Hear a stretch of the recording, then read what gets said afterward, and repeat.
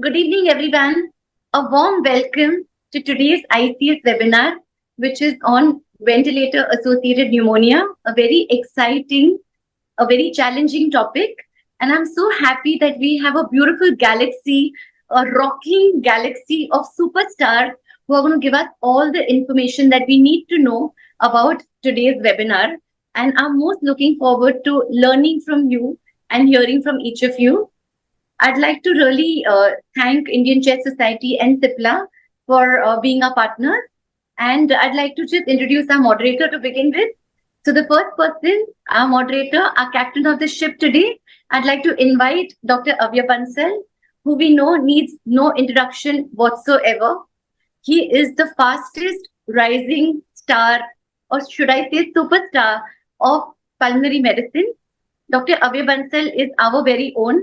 He is the consultant pulmonologist and sleep disorder specialist at Bombay Hospital, our hospital, and we all chest physicians are so much in awe of him because he's consistently and continuously marching ahead of us, and that makes us immensely proud. He's a great achiever, though he looks extremely young. In MBBS, he got the Sir Ratan Tata Scholarship. He is the university topper of MD Respiratory Medicine, a gold medalist. He got the ICS ERS travel grant for the best paper that he presented at Madrid 2019. Many publications, special interest is OAD, OSA, ILD. He set up the adult vaccination OPD at Bombay Hospital. And Economic Times very recently rated him in 2024 as the inspiring pulmonologist of our country. So with this brief introduction, I'd like to introduce Avya, who genuinely requires no introduction. He is a fantastic pulmonologist, a brilliant academician, and a wonderful human being. Over to you, Avya.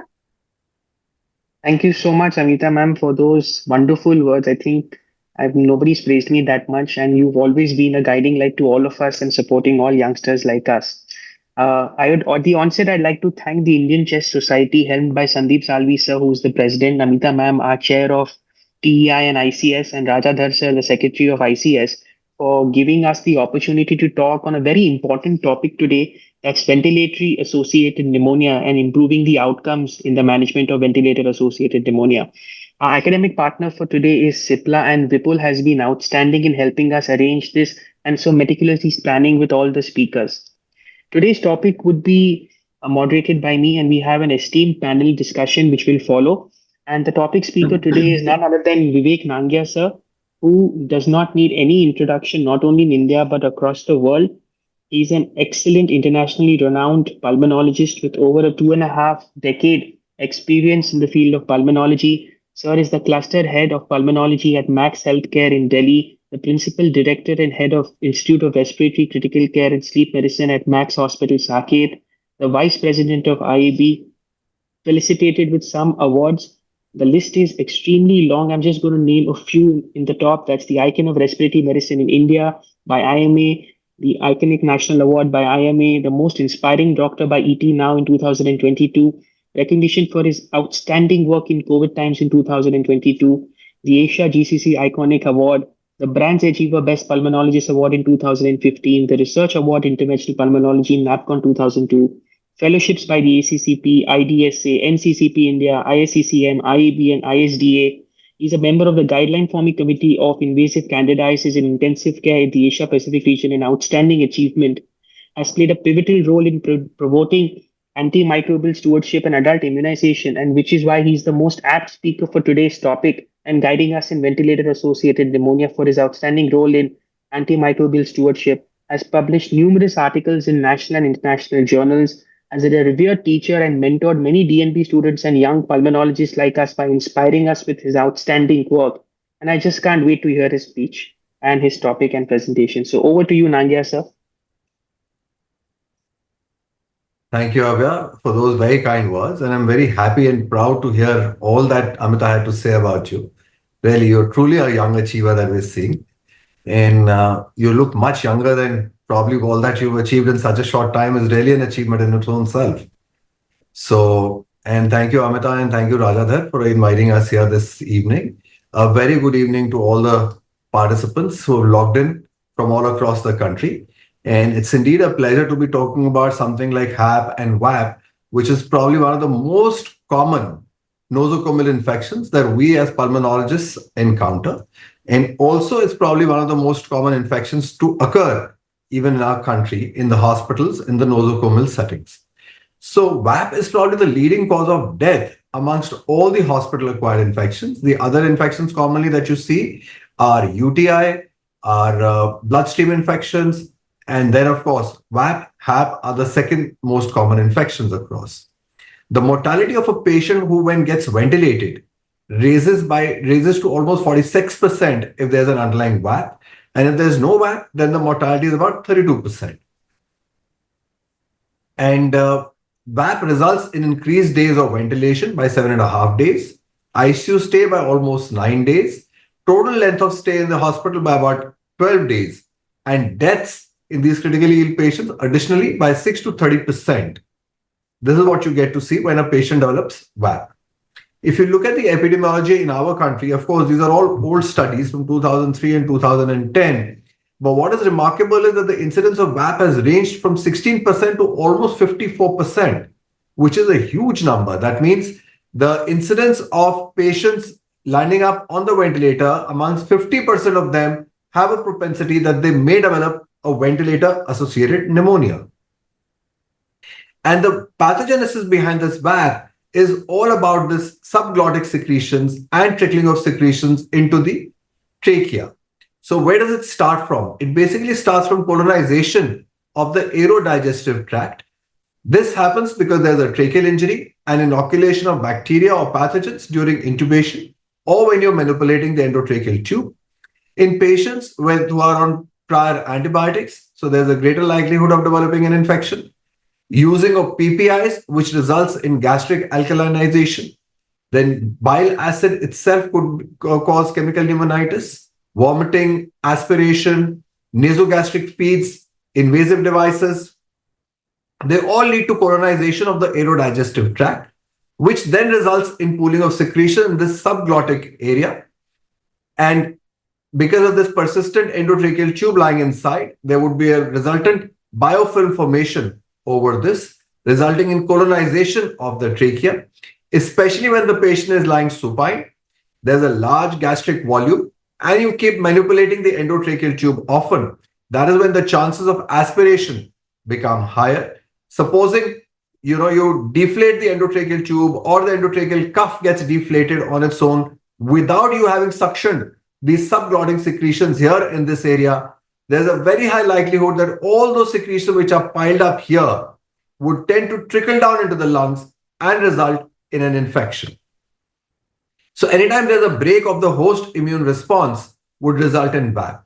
VAP could also result from the environmental things like contaminated hands, gloves, respiratory devices, water which get inhaled and then go into the inhaled through this endotracheal tube directly into the lungs. And then another reason for developing VAP in the hospitals is bacteremia or translocation of bacteria from some other site into the lungs through the vascular stream. So the environmental factors that could be responsible for developing VAP include the inhalation of aerosols, which could go through the suction catheter, humidified fluid, when you're doing a bronchoscopy, breaking the circuit, repeated suctioning, and of course, from the environmental factors from other ICU patients. So these are the various mechanisms through which a patient can acquire ventilator-associated pneumonia when the patient is on a ventilator in the ICU. How do you reach a diagnosis? The diagnosis is made on clinical symptoms. The clinical symptoms would be in terms of fever, tachycardia, tachypnea. Patient could go into sepsis, develop altered mental state. Clinically, when you examine such a patient, you could get a bronchial breathing or CREPS. There would be an elevation in TLC, may or may not happen, again, depending on the patient's clinical state. But definitely the oxygen requirement would go up. The FiO2 would be going up, and there would be purulent secretions and large copious amounts also. Sometimes that could result because of the underlying infection. Chest X-ray could start from a patchy opacity to a bilateral opacity. Of course, that will depend on the extent of infection that is there. The radiological picture would also vary. And then you combine it with the microbiological picture that you get, whether it's a bacteria, virus, fungus. whatever it is, and then accordingly the patient would be treated. There was this CPIS scoring system, that is a clinical pulmonary infection scoring system that we used to use earlier, which has a sensitivity of 93% and specificity of 100% if the score was more than 6, in which they would take into consideration the tracheal secretions, TLC, fever, PaO2 FiO2 ratio, radiological picture, and culture of the tracheal aspirate, and then give them a marking 0, 1, and 2. But then this is no longer being recommended by IDSA, so we've given up on this completely. Sampling is very, very essential. Whenever you're suspecting a pneumonia or any infection for that matter, it is very important to send the relevant samples before starting the antibiotics. Although there are situations where the patient is already on antibiotics, yet it's always good to send a culture. So if the patient is non-intubated and you're suspecting a HAP, hospital-acquired pneumonia, you would ask the patient to give a sputum sample. But if the patient is intubated, then an endotracheal aspirate must be sent. Blood culture could be seen positive in about 15% of the patients where there's associated bacteremia, and up till 25% of the blood cultures could demonstrate pathogens. Endotracheal aspirate, it's believed that it's unable to differentiate between colonizers or infective microbes, but I'll just come to that. And you could also be sending a blind bronchoalveolar lavage or a specimen brushing. You could do an actual bronchoscopy, collect the sample and send it. The advantage is that it also gives you an opportunity to clean up the phlegm that is accumulated in the airways and send it all for cultures. Protected bowel is also an option which avoids contamination of the upper airway secretions, although the costs go up a bit, but there's no evidence that protected bowel is superior to other conventional bronchoalveolar lavage. So if you look at the diagnostic value of the various sampling techniques, ED aspirate is about 52% yield, bowel is about 64%, non-protected bowel about 68%, bronchial brushing about 80%. The sensitivity, specificity, positive predictive value all vary, but all of them have some value or the other. Whatever sample is available, one must send that. And what you need to do actually is a semi-quantitative or a quantitative culture. That is what is most important. If you're sending a transbronchial biopsy for cultures, then you look at a value of 10 to the power of 4 to consider it as significant. Similarly, when it's a bowel, protected specimen brush or protected bowel, then it's 10 to the power of 4. If it's specimen brush, then it is 10 to the power of 3, which is considered to be positive.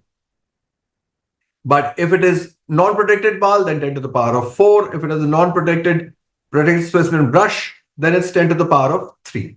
And when it is ET aspirate only, then it's 10 to the power of 5. So irrespective of what sample you're sending, if you have a quantitative value that's available to you, that is what will help you differentiate between a colonizer and a pathogen. There are studies which have shown that if you're taking these quantitative values, then there's no difference in the overall yield of the specimen. So important is to send the specimen before anything else. Bronchoscopy, there was a study long time back which was done which showed that it helped you improve the decision making, increase the confidence levels, and there was a significant change in antibiotics that you could do if you were doing an early bronchoscopy in these patients. And withdrawing antibiotics seemed to be safer because then you were relatively confident that you have taken the bronchoscopic lavage, which has gone deep inside the lungs and then collected. And the chances of missing a bacteria then are pretty low, especially with the newer modality of investigations that are available to us these days. So an etiological diagnosis is very, very important. The ICMR guidelines of 2019 also suggest that in a patient with HAP, respiratory samples should be obtained by spontaneous expectoration, sputum induction, or nasotracheal suctioning and subjected to semi-quantitative cultures. And in VAP, the preferred method for collection of lower respiratory tract sample would depend upon the expertise that is available facilities, available costs. However, even a blind endotracheal aspirate is the easiest and must be sent in every patient. And then when you do a quantitative one, you're able to correlate and differentiate between a colonizer and infection. But sending the sample is very, very essential. Now, with these newer molecular techniques that are available to us, you can get a rapid diagnosis and a very correct diagnosis a method of these molecular diagnostic tools are extremely powerful, and they help you evaluate the patient with respiratory tract infections very quickly. They have a very high sensitivity, a lower turnaround time. The reports are usually available within 2 to 3 hours, and they also reduce the diagnostic uncertainty. They help you guide early management decisions because not only do they give you the bacteria, but they also give you a resistance pattern. And I'll just show you a sample report after this. So it can basically help you decide the early treatment that you would want to start for your patient. See, we all know that a delay in appropriate therapy in a patient with infection, in a patient with sepsis, can always be associated with an increased mortality. So you have to start the appropriate therapy. Therapy has to be early, therapy has to be appropriate. That is what is the baseline here. So a positive test can allow you to have a focused therapy, increasing your therapeutic efficacy, decreasing the avoidable drug toxicity, and potentially reducing unnecessary additional testing. This is the kind of report that we get when you send a sample. This is for the upper respiratory panel when you just send it for an OPD patient. And this is the lower respiratory panel, which gives you the bacteria, the quantitative figure here, and then also gives you the degree of resistance that the bacteria has, whether it is carbapenemase producing or not producing, whether it is NDM, OXA48, CDXM, you get it all, along with also the atypical bacteria and the viruses that you can get, including the COVID virus also that you can get in the same sample. So this is one technique that we've started using very often in practically all our patients these days. You would also want to classify your patient into early onset or late onset, depending. That will basically determine what kind of bacteria or pathogens you can encounter. There are studies from India which have shown that the usual trend is that if it's an early onset by VAP that the patient has, that is within 5 days of being hospitalized and getting intubated, the chances are that there would be community acquired bacteria. But and if it is more than 5 days, then the chances are that there would be the usual multi-drug resistant pathogens that you encounter in a hospital setting. But as we can see here in this study, early onset 47% has staph. Early onset in 47% cases they could identify the bacteria, and Staph aureus was 22%. But Enterobacteriaceae, gram-negative bacteria were more common even when it was early onset. And in late onset, what they encountered was Pseudomonas and Acinetobacter. And please remember, when it was staph, it was 66% resistant, MRSA positive. When it was Acinetobacter, it was 84% resistant to carbapenems. And gram-negative bacteria, which was 75% of them, were ESBL positive, that is extended spectrum beta-lactamase positive. The idea of showing you all this is that resistant patterns are present. The staph is also MRSA, is that it will help you choose the appropriate antibiotic in your setting. We used to talk about these escape organisms in 2010, E. coli, Staph aureus, Klebsiella, Acinetobacter, Pseudomonas, and Enterococcus faecalis. From there now, what we see most often are the carbapenemase producing Enterobacteriaceae, that is called the CRE, which include the E. coli and the Klebsiella. Then you have the carbapenem resistant Pseudomonas aeruginosa, the CRPA, the carbapenem resistant Acinetobacter baumannii, CRAB, and you have lots of strains which are producing the metallo-beta-lactamases, which limit the use of antibiotics further. So the idea of introducing you to these bacteria and letting you know that these are the resistant patterns is that accordingly you'll be able to choose your antibiotics. Also, don't forget that when it's a hospital-acquired infection, it could even be a reactivation of viruses, especially the herpes simplex virus in patients who have an immunocompromised state like HIV, those receiving steroids, ARDS. Cytomegalovirus is something that we are seeing very often in our patients these days, which they usually present with an interstitial kind of a pattern. There could be patchy opacities also, and especially in patients post-influenza, post-COVID, those immunocompromised, they're all very prone to cytomegalovirus infections. So you must send the sample for CMV virus as well when you're doing it. Again, the risk factors would be multi-organ failure, prolonged ICU stay, and survivors of severe bacterial sepsis, which may directly involve the lungs. Then also very often you isolate Candida. Candida is always a debate whether it's direct pathogen or it only increases the risk of bacterial VAC. So you have to be careful with that. You may not treat every Candida, but if you do a Candida scoring and it's present on more than 2 sites, then you may consider treating the Candida pneumonia also. It is known to occur in about 18 to 56% of the intubated patients. But what is most notable is that whenever you get Candida infection, one, the overall outcomes are poorer and they're usually associated with an MDR pathogen like Pseudomonas. So again, the overall prognosis becomes poorer in these patients. And of course, Aspergillus can be seen, especially because the patients in those who are on broad spectrum antibiotics, steroids, prolonged stay in the hospital, they are very likely to develop Aspergillus and also mucor. Mucor is one other pathogen that you need to keep in mind. So the choice of antibiotic, as in any other situation, would depend upon the resistance pattern, the expected microbes, and the PK/PD of the antibiotic that you're using. These are the factors that make the bacteria develop resistance to the commonly used antibiotics, and then they are labeled as the MDR pathogens.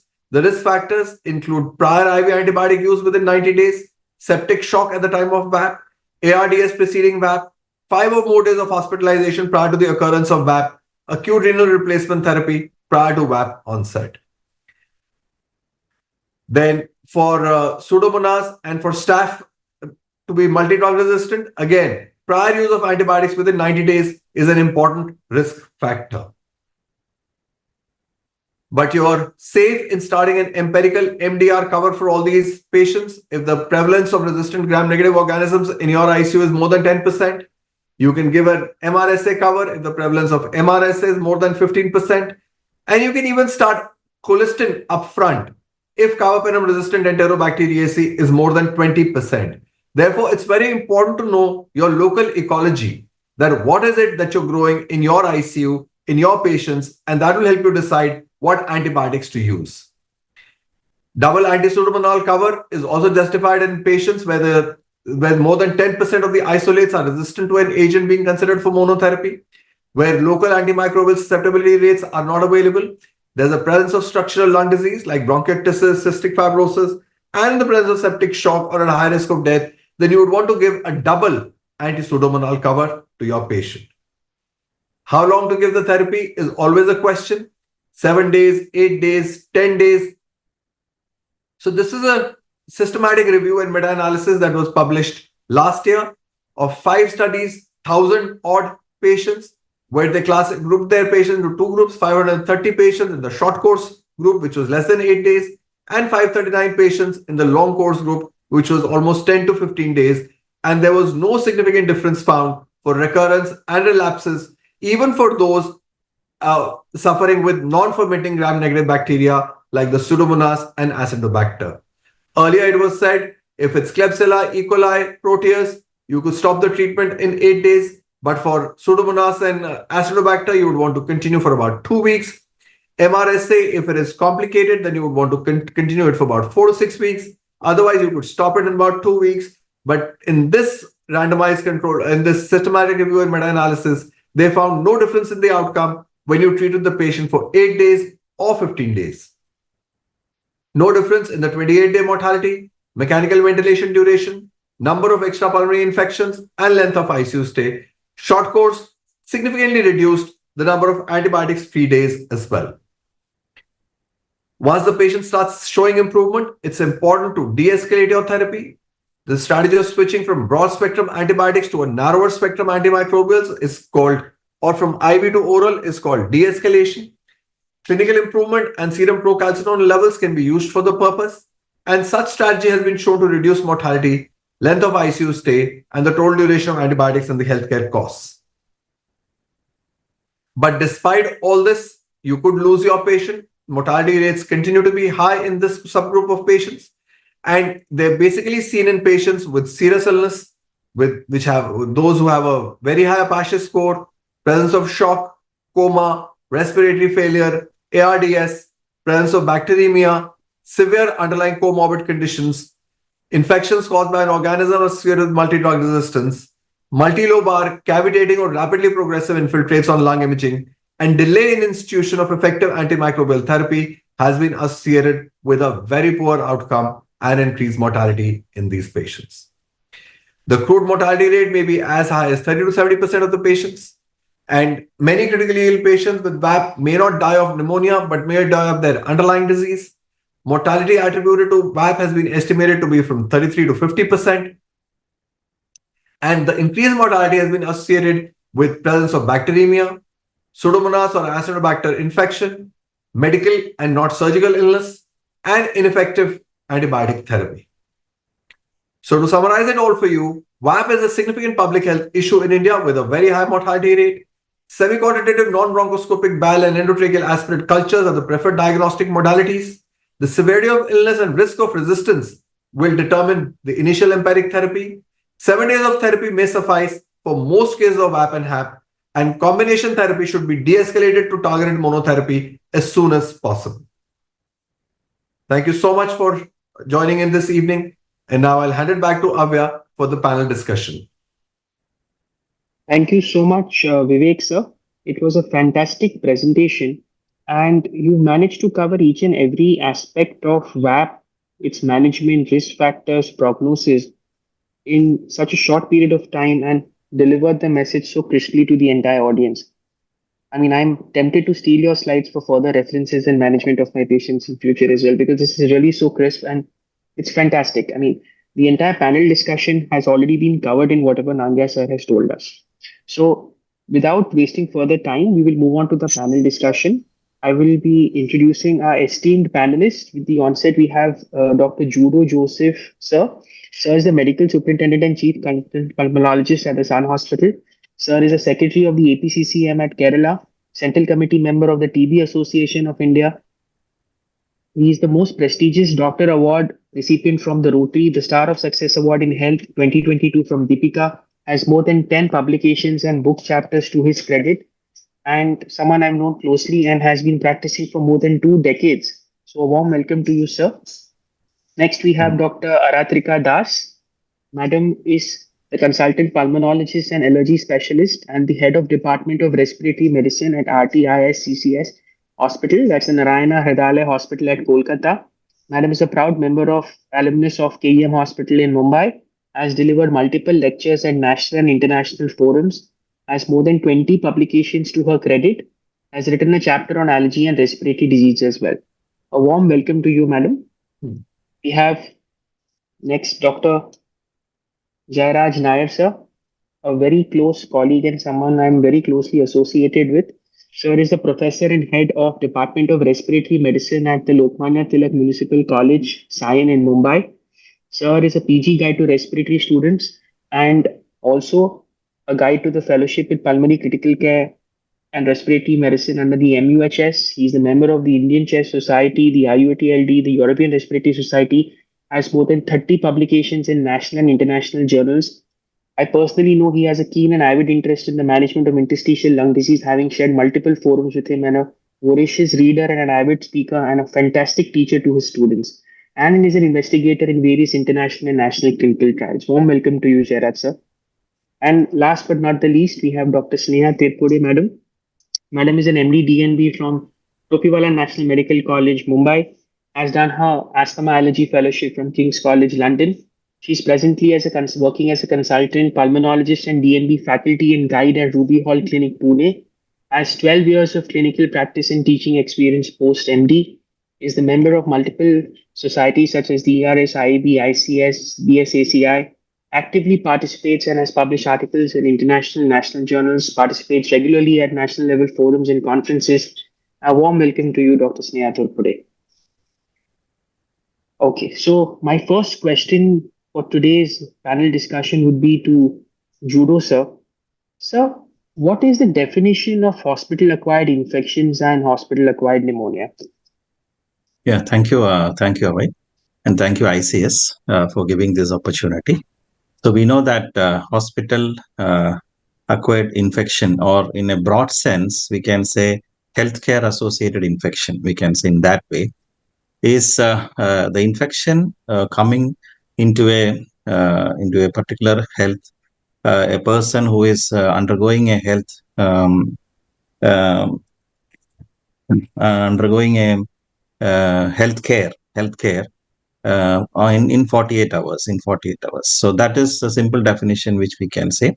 So it can be in a hospital setup, it can be in a healthcare setup, it can be after a procedure or wherever. But the whole idea is after 48 hours, the infection should come, and before that, at the starting of the admission or the starting of the procedure or whatever it is, there should not be any infection. So that is the definition.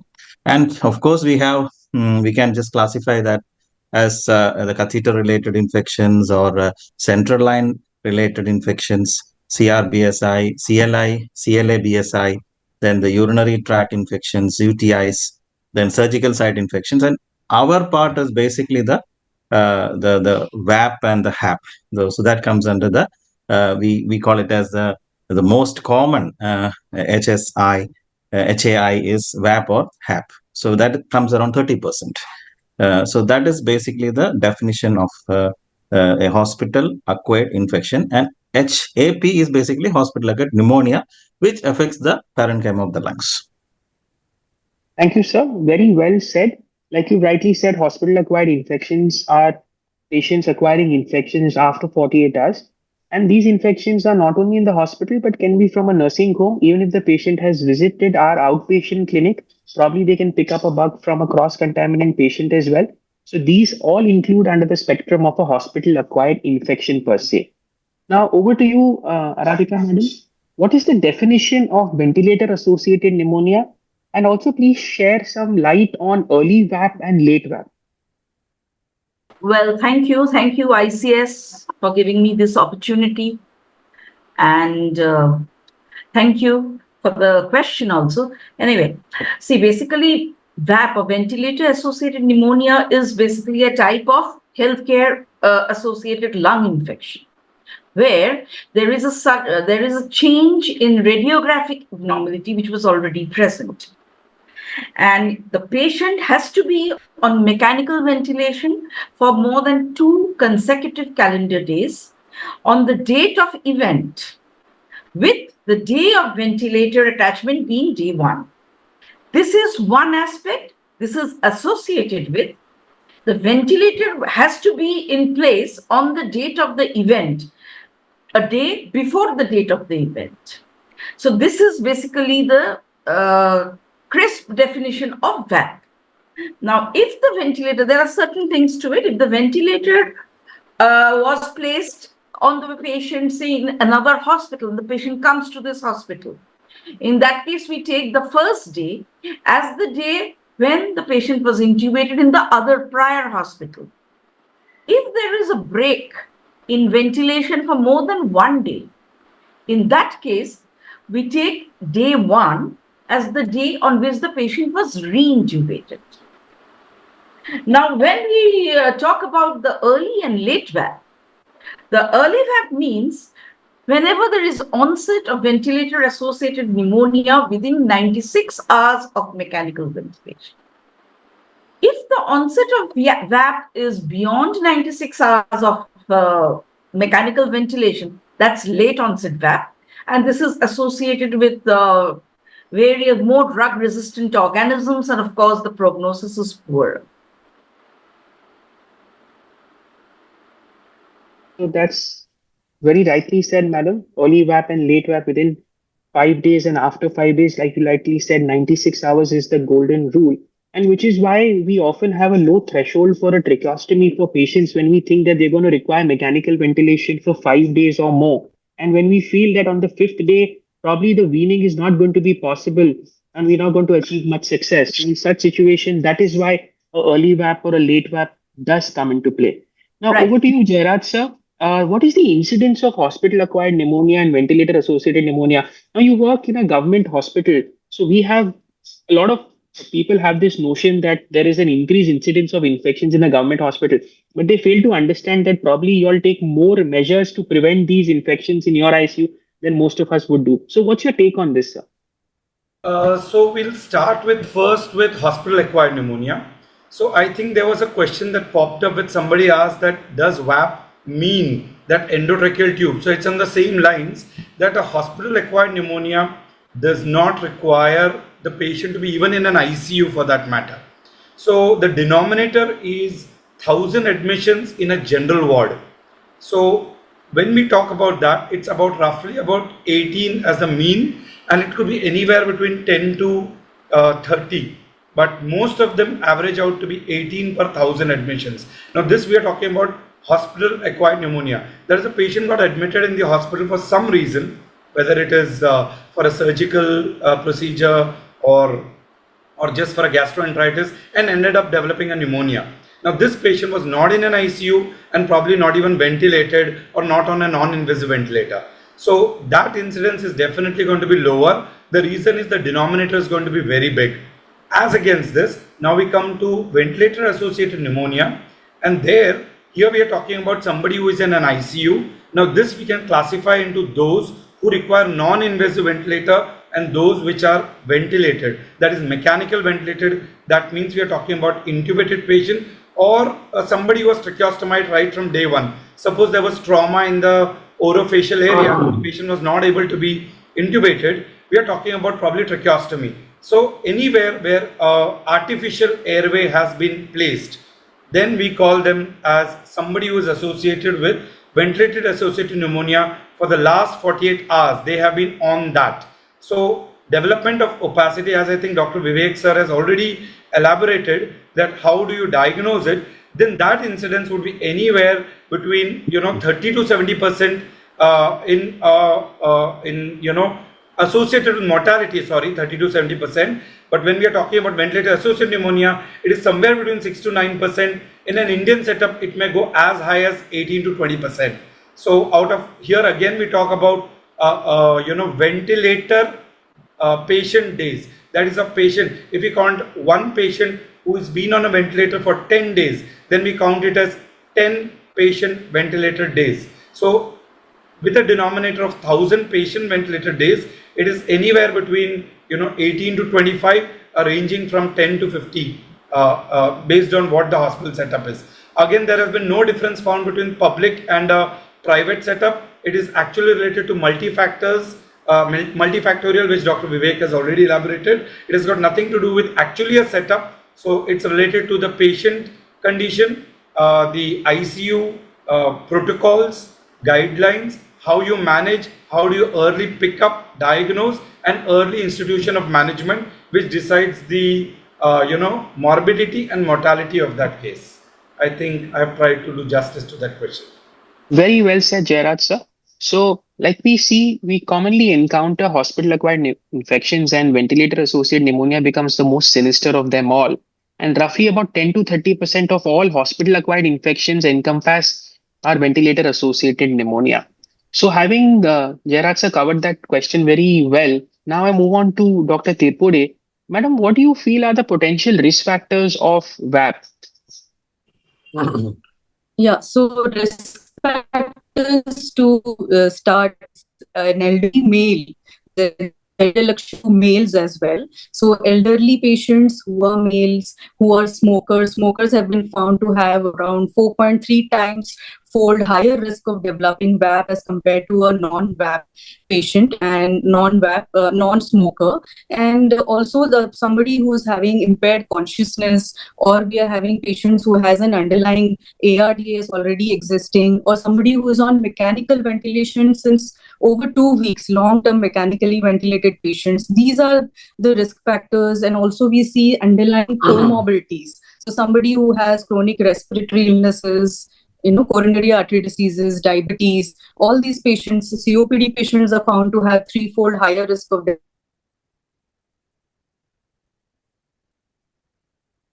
I think we have lost Dr. Sneha Tirpode. Madam, are you there?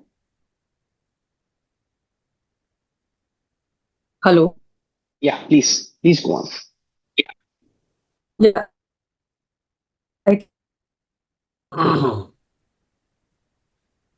reflexes in the condition in which conditions are impaired, so swallowing and coughing and our expectoration is impaired in these patients, so they are more predisposed. So these are the risk factors. Apart from this, we have some few other risk factors. Somebody who is receiving hyperoxia, who has intra-abdominal pressure rise, those patients also are predilected, just like how an indwelling gastric tube or any kind of intensive care procedures being done for these patients who have been mechanically ventilated, like a tracheostomy, like a reintubation, like a fiber optic bronchoscope use. So these patients will have a higher risk.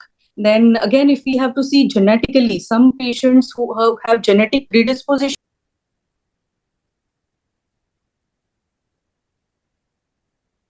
I think we've lost Dr. Tirpure there. So we'll come back to her for the current question. I'm going to move over to Nanya, sir. Sir, like you've already covered this question in your presentation, but however, for the benefit of the audience, I'm going to rephrase it and re-ask it. What are the common microorganisms responsible for VAP theoretically, and what do you encounter in your hospital setup, sir? So basically, the common microorganisms would depend on your local epidemiology. That what is the kind of infection that you're seeing in your own ICUs will actually determine your complete approach to your patient. We get patients who are referred from other centers, and we know there are certain parts of the city where you get lots of patients with Acinetobacter infection when they come from their ICUs. There are other parts of the city where the patient is coming, and you may get Pseudomonas more commonly in those patients. So this variation could happen from ICU to ICU, a surgical ICU to a medical ICU, from a ward to an ICU, from a hospital to a ICU, and also from different regions.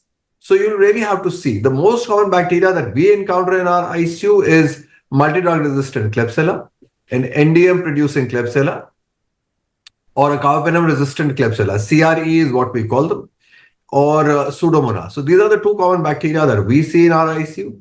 But many ICUs, you would be finding a carbapenem resistant Acinetobacter infection, that is called the crab. MRSA only forms about 5 to 15% of the total number of cases. Yet when you get a seriously ill patient, you may want to cover him for MRSA also. But the percentage of MRSA, even in large-scale studies from across the country, is not more than 15% of the total Staph aureus infections. So keeping that in mind, so I think the most common bacteria, as I listed, was crab, CRPA, CRE, and MRSA. So in that order is what we really see. I think, sir, you've encompassed all the important organisms, and it's safe to say that majority of us would encounter the big three, either Acinetobacter, Klebsiella, or Pseudomonas in decreasing or increasing order, with NDM, OXA48 being the most important genetic mutations which we see. And therefore, very often we preempt and start the patient on a higher antibiotic because we already know the flora and fauna of our own ICU and the susceptibility which will ensue forward.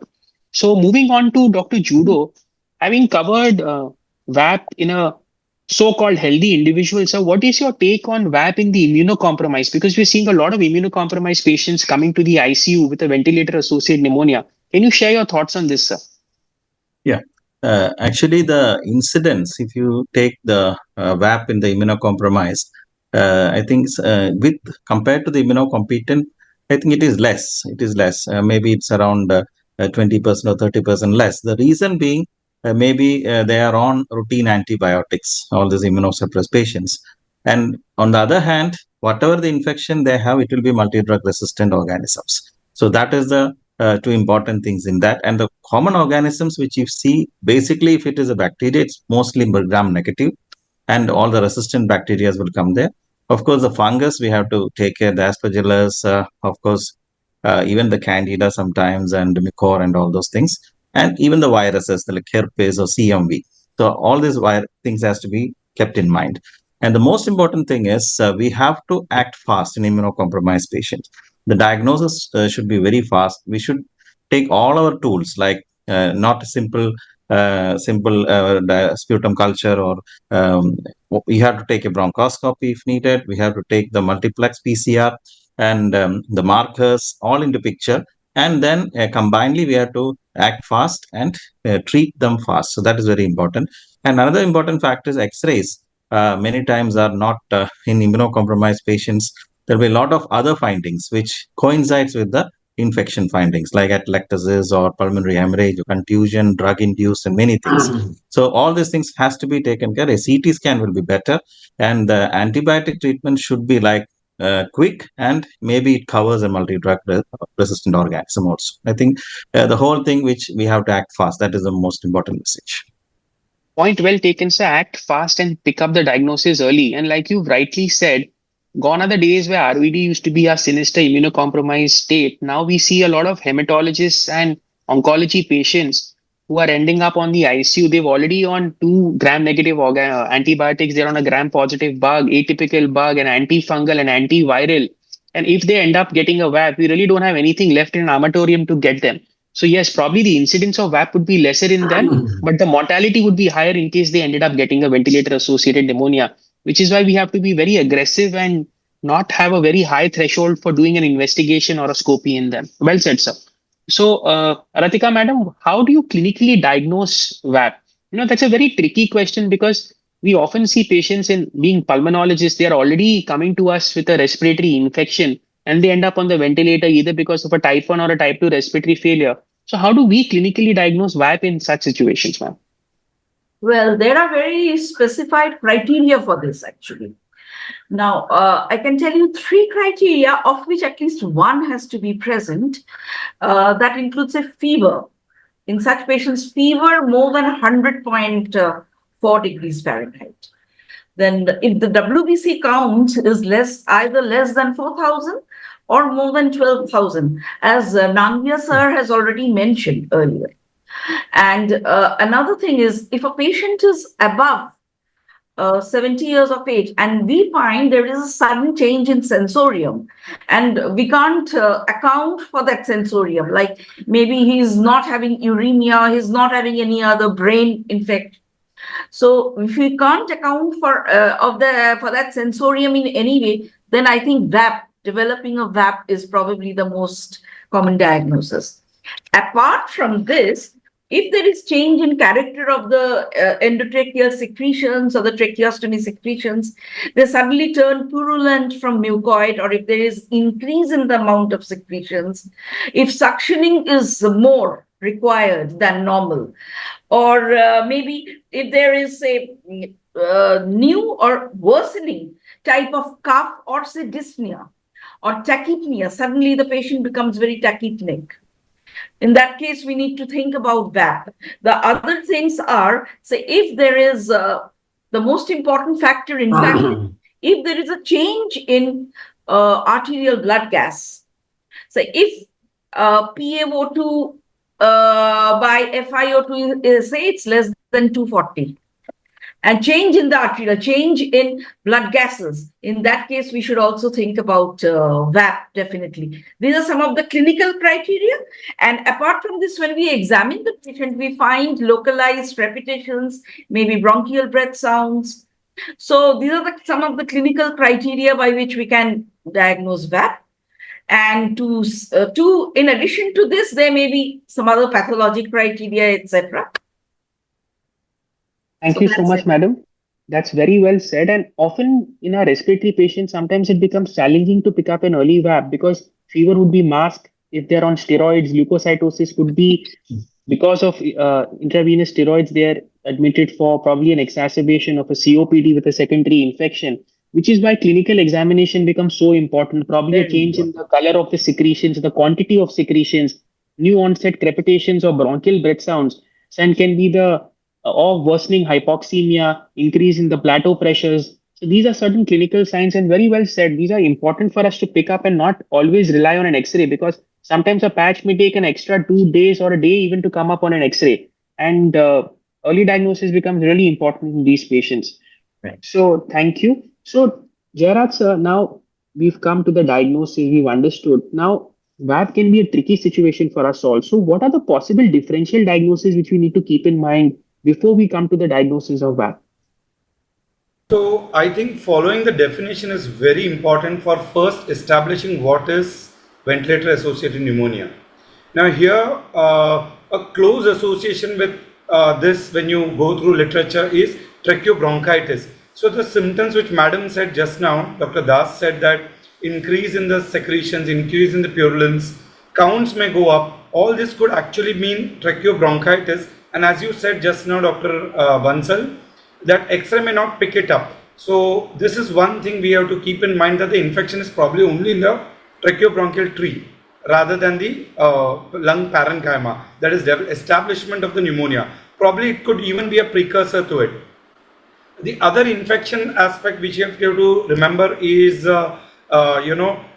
these patients may be associated having cardiac dysfunction. So these are non-infectious causes wherein a pulmonary edema may actually be mimic, where you will have increased FiO2 requirement, increased X-ray opacities, patient has become more altered, and invariably you'll feel that everything is fitting into VAP, X-ray shadow, an increased FiO2 requirement. But somewhere you have to keep in mind that a rising tachycardia, again, it may be a sign of VAP, but at the same time a cardiogenic pulmonary edema may actually result something in that. So these are the things we have to remember. Along with that, we could have other atypical infections and organisms, like as sir said, Dr. Judo said about in immunocompromised host, there could be another coming up secondary infections which might be there. So assessing for all this, collecting a combined picture in this, that is presence of X-ray shadow, a rising count, increased purulence, all this will together give us a diagnosis of VAP and help us to distinguish from other causes. Remember, these patients have endotracheal tube, they have cuffed endotracheal tube or a tracheostomy tube. So sometimes when the cuff is deflated for whichever reason, either a change of tube or any other reason, or during shift from endotracheal to tracheostomy tube, you may come across that the patient has aspirated. So it is very important to see that all these measures are done when the patient has not been recently given feeds. So all these things have to be remembered: aspiration pneumonia, pulmonary edema, presence of tracheobronchitis. All these are the various differential diagnoses for ventilator associated pneumonia. I think very well said, Gerard sir, that every patch on the X-ray in a ventilated patient is not a ventilator-associated pneumonia. We need to keep the pulmonary edema picture, the cardiac shock picture in mind. Also, a simple benign pleural effusion can sometimes mask and appear as a patch because the patient is in a supine position. That needs to be understood. The patient may develop an embolism which can appear as an infarction. That can also mimic a Just to add to the ventilator-associated. list, even oxygen toxicity, these patients have been on more than 7 days. These also present as X-ray opacities, and the requirement of FiO2 goes up. So all these are like non-infectious causes of differential diagnosis of VAP. So sticking to the clinical definition and radiological signs becomes essentially very, very important to rule out differential diagnosis. Yes. So I move on to Dr. Tirpude. Now, like Nangya sir has already told us that the CPIS score is obsolete and no longer recommended by the ISDSA, but still, can you share some light on the importance of the clinical pulmonary infection score? So this score was developed to surrogate the diagnosis of VAP. It comprises of certain factors, which are the temperature. So be it a low temperature or a high. So fever, also hypothermia should be kept in mind if at any time it tends to occur. Then blood leukocytes have to be taken into consideration according to the score. And then scoring is done accordingly. 0, 1, 2 marking is given. Also tracheal secretions, the basis of the thickness, the purulence, and the color, as we've already heard this from ma'am as well. Then the oxygenation PF ratio is taken into account in this score. Then more than 250 with an underlying ARDS will be scored as 0. However, we need a no ARDS, absence of ARDS with a good PF ratio of more than 240 is the part of this clinical scoring. And endotracheal aspirate, whether it is having any quantitative culture report, whether it is having positive culture and it is matching as well with the gram stain report or not. So these are the components which we have, and we can also use, and instead of endotracheal aspirate, the importance comes, the sensitivity and the specificity of this score improves when we include bronchoscopic cultures in this testing, in this scoring. And several clinical studies have been done which say the sensitivity and specificity is found to be low, including these parameters, because so many differentials are to be taken into account. So therefore, this score is now obsolete, and other scoring systems are in the development and are being used. Thank you so much, madam. It was more for a mortality benefit and probably retrospectively, the IGC felt that it did not achieve the purpose and could not be substituted for the diagnosis of a VAP, which is why it became obsolete. Now, moving on to Vivek, sir, a question suited for him. I'm not going to give him an easy one. A complicated question is the role of biomarkers in VAP. We've seen a bunch of biomarkers which have taken us by storm. And sir, how do you see them in your practice, and what is the clinical importance of these biomarkers? See, there's been a lot of research that has gone into these biomarkers. There are a huge number of, basically, they want to, intervene into the cascade of inflammation, the inflammatory cascade, and see which of these biomarkers can really help you reach a quick diagnosis and also help you in prognosis. So far, two of them which have been worked upon extensively are CRP, that is a C-reactive protein, and procalcitonin, as we call the PCT. CRP is an inflammatory marker which gets raised even in the presence of an inflammation. So it really doesn't indicate the presence of an infection, because even an autoimmune process could result in elevation of CRP. Procalcitonin is something that we've been toggling with for a very long time now. It is basically a precursor of the hormone calcitonin and is synthesized physiologically by the thyroid C cells. It's considered to be a component of the inflammatory response, and in bacterial infections, it tends to get synthesized even in the extrathyroidal neuroendocrine tissues. Therefore, there's a rise in procalcitonin levels when there's an infection present in the body. Now, it was initially presumed that when you have a viral infection, the PCT levels will not rise. But if you have a bacterial infection, especially if it is gram-negative, then the procalcitonin levels will go up significantly. There have been several hundreds of publications around procalcitonin, I would say, trying to look at its real value. One of the very early studies, which was called the ProHosp study, which was published way back in 2009 in JAMA, which actually established the role of procalcitonin and considered it to be a diagnostic marker for the diagnosis of a lower respiratory tract infection. In that study, what they done was that in patients, they calculated the procalcitonin level wherever they suspected an underlying chest infection or a lower respiratory tract infection. They considered 0.1 as the value. If it was less than 0.1, then they discouraged the use of antibiotic. If it was 0.1 to 0.24, even then they discouraged the use of antibiotic. But if it was more than 0.25 as a value, then they used the antibiotic in their patients.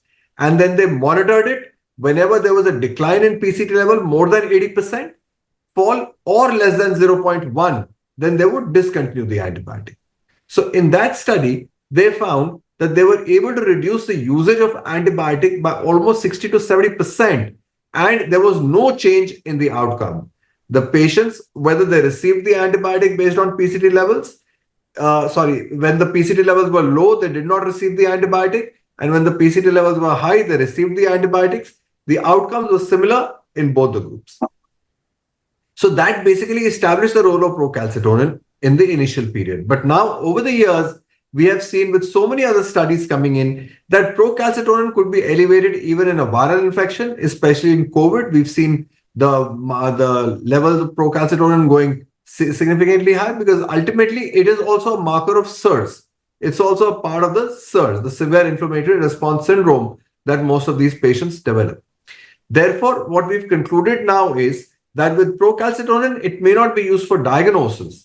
But once you have once you have a patient with HAP or VAP and you check the procalcitonin levels on day 1, you check them again on day 3, then on day 5, and see if there is a declining trend in the procalcitonin levels, then it is seen to be a good prognosis. It can also be used as a tool, as a part of your antimicrobial stewardship program. If there is a more than 80% decline in the procalcitonin levels on day 5, day 7, or if it is less than 0.25, then you're absolutely safe in stopping your antibiotics. So procalcitonin level, if I was to summarize it for you, it's no longer considered to be a diagnostic value for a suggestive of bacterial infection. Yet we set it in our patients and then follow it up regularly on day 3, day 5, day 7, and look at the trends. If it is declining, that means patient is improving. If the procalcitonin levels are actually increasing on day 3 or day 5, that means either the infection has not been properly covered, the antibiotics are not proper, or the source control is not appropriate. So you may want to look at if there's an osteodympyma or if there's any secondary infection that is going on in the body in terms of bacteremia. So those are the various things that you can consider. And that is where we use the role of procalcitonin in management of these VAP patients. Excellent answer, sir. I don't think I can add anything to it apart from the fact that procalcitonin is something which rises within 24 hours from an infection, and therefore it becomes an earlier marker for us. And also, there's exciting research with these biomarkers with pro-ADM, sepsin, and STREM1 in the future. So probably these will be available in India, and we'll have more light on this. Moving on to judo, sir. So, what is the role of X-ray imaging becoming so important in the diagnosis of VAP? And when do you consider getting a CT scan done for ventilator-associated pneumonia patients? Do you do it for all patients, or you're okay and comfortable with an X-ray?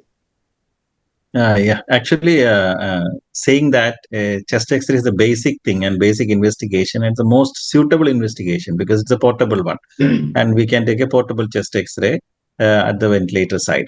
So I think that is the best investigation, definitely. But the problem with chest X-rays, even a normal chest X-ray, if you're going to take a CT scan of those patients, there are studies showing that almost 30% has infiltrates or pneumonic patches which we see as a normal chest X-ray. So that is one problem. And again, in the chest X-ray, we are misinterpreted with a lot of things, like as already mentioned, the atelectasis part, the pleural effusion part, then the hemorrhage, the contusions, the pulmonary embolism, then even the organizing pneumonias. So all those things are again overlapped in the normal chest X-ray. So overall, I think the sensitivity and specificity, if you see especially the specificity, maybe it's around 40% or 50% from a chest X-ray. But definitely with other parameters, combining a chest X-ray, definitely we can go ahead with the treatment. But if possible, I think definitely a CT scan is mandatory, especially in immunosuppressed and severe cases. And the CT scan, the problem with CT scan is we have to take down the patient to the CT room. So that is a technical problem there. So again, but if possible, I think that is the best option. And again, other parameters can be combined with the chest X-ray, and then we can go ahead with the treatment. And serial chest X-rays, like that is important. So if the infiltrates, the progressing infiltrates, every day the infiltrates are progressing in a manner, then that is one sign which we can rely. Then if it is a cavitating infiltrate, then that is again we can rely. Then if it's an air program sign, so such signs, such things are definitely that is a sign of VAP or pneumonia, and which we can rely. And definitely there are newer modalities which are coming into picture, which we'll discuss. So I think basically X-ray is a must, but in need, we have to go for a CT scan. I think point well taken, Judo, sir, that serial X-rays are very important. So often once the diagnosis of VAP is made, probably a daily X-ray for the first 3 days till a clinical response is made, and then probably switching over to an alternate day X-ray for responders. And suppose the patient is not responding, then keeping a low threshold for a CT scan, even with risk to shift the patient down for the fear of not missing an alternate diagnosis or a diagnosis which is complicating a VAP, like you said, an effusion, probably a minimal pneumomediastinum, or maybe an infarction, which can also complicate the underlying situation. So point well taken, sir. Moving on to the next modality, which is far easier than moving the patient to the CT scan department. Aratika ma'am, what is your role and your opinion on sonography and ultrasound of the chest, which over the last couple of years we have been using extensively as pulmonologists in our VAP patients, ma'am? Can you share some light on this and your thoughts on this?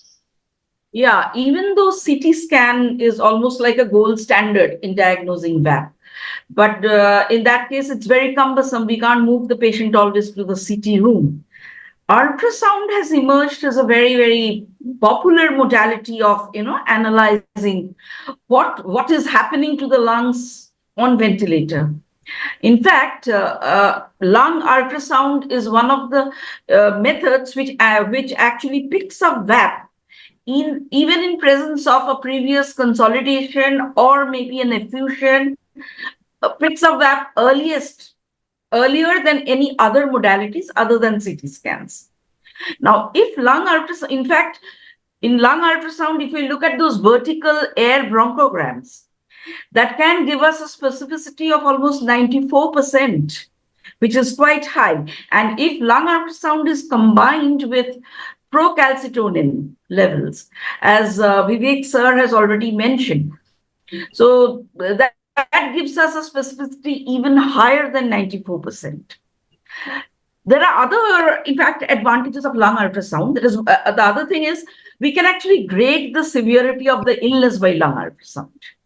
And by grading this lung scoring, I would say this lung scoring is graded so much so that this shows very good repeatability also. Repeatability in terms of analyzing or interpreting the results. The other thing is the effect of antibiotics on VAP, how the patient's lungs are behaving to those antibiotics, that is also picked up by lung ultrasound. But there are certain disadvantages also of lung limitations, I would say, not exactly disadvantage, like suppose there is subcutaneous emphysema, lung ultrasound cannot be used in that. Or if there is a dressing on the chest wall, thoracic wall, then also lung ultrasound, we cannot do it. But all said and done, it is a very useful tool because after all, VAP, as it progresses, it almost comes to the peripheries of the lungs. And so ultrasound is, that is the reason why ultrasound picks it up, so early in the disease. Excellent point, madam, that not just for the diagnosis of VAP, but also to monitor the response to therapy. The intensity of the consolidation, the PLAP score, and the C-line resolution becomes very, very important. And it's a very simple tool which takes hardly a few seconds and gives us so much insight where sometimes an X-ray can be misleading. A new onset pleural effusion, a slight worsening which is not picked up on the X-ray can easily be picked up on the ultrasound. So excellent. Thank you so much, ma'am. Moving on to Jairaj, sir. The most important question since interventional pulmonology has taken up and bronchoscopists are there.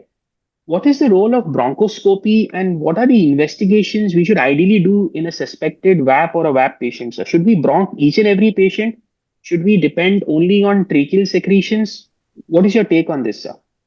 So I think I'll start with what Dr. Vivek sir has said, that there has been actually no difference much between the endotracheal sample which is collected from the endotracheal tube and a bronchoscopic sample.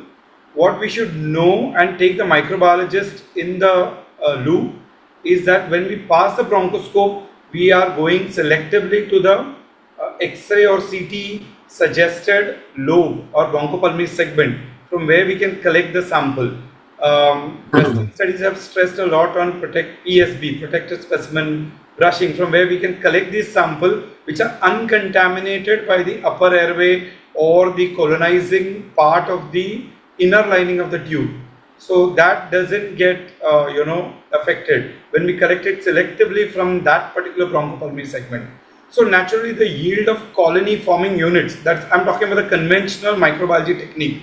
So the colony forming units goes down to 10⁻³ as a significance, while we collect it directly from the endotracheal sample, the 10⁵ becomes a significant colony count, CFU.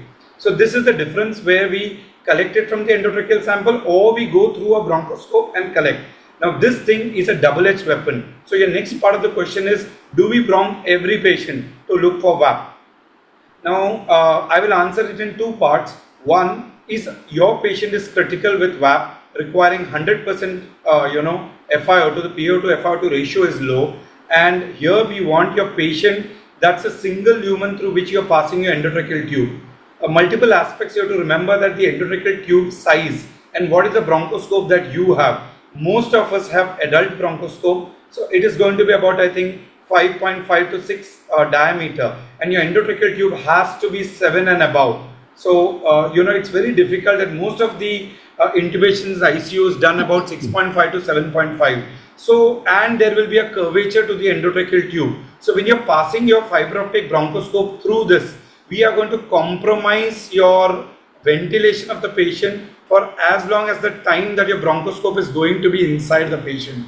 So it has to be quick in and quick out to collect the sample from the selected. So you require a skill, competency to do that, and I would recommend a smaller size endotracheal tube, like you have a pediatric or a small size adult, which is about 3.5 to 2.5 diameter, outer diameter, through which you can selectively go inside and collect the sample immediately without hampering the ventilation of the patient.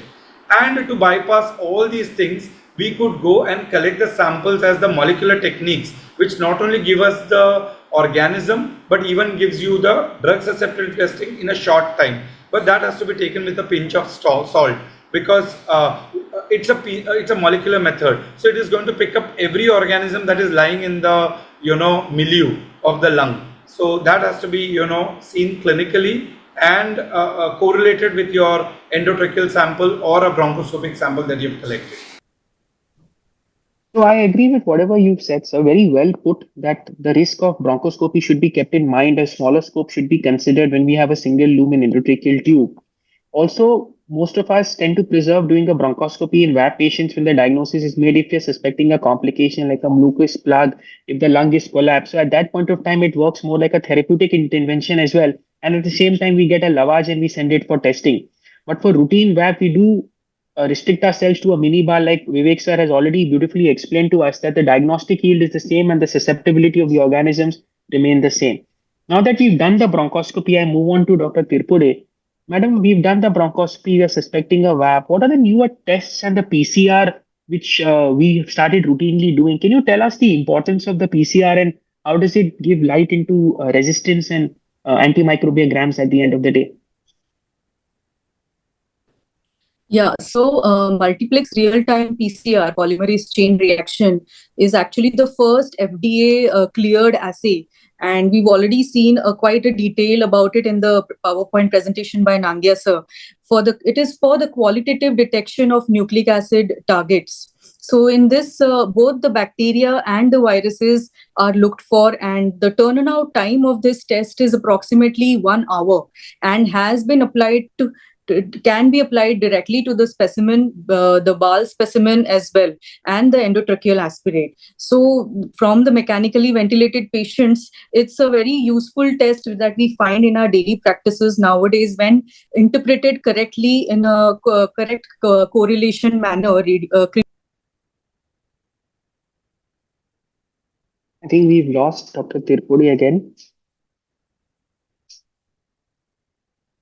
So like she was saying, the importance of the PCR test. Yes. Yeah, madam, we lost you. Yes, I'm back. Yeah. So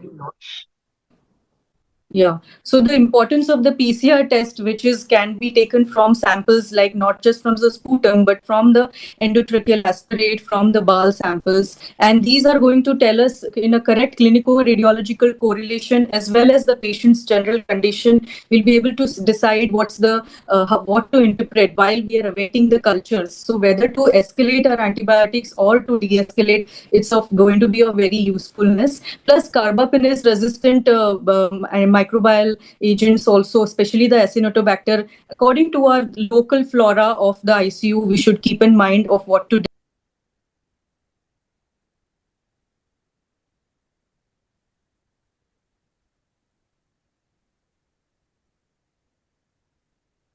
I think we've lost her, so I'll probably continue. She was talking about PCR and the importance of PCR. Madam, we lost you when you were talking about the PCR and the importance of PCR and what to suspect.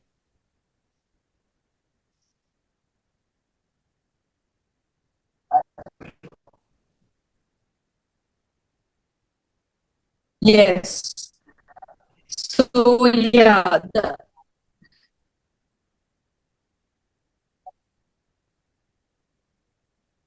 Okay. Yeah, I'm so sorry. No problem. Let me just say again that we are going to detect for bacteria and virus tests, which is the fluorescent probes here are used to bind to the ribosomal RNA of the bacteria, viruses, and microorganisms, and they can detect pathogens which are often difficult to grow or time consuming to grow in cultures, so which is also a lot of times polymicrobial in nature, as we are seeing in our patients with VAP a lot of times. Then the other test is fish based microscopy test, which is capable of evaluating antibiotic sensitivity as well as resistance, and gives you the results in a quick time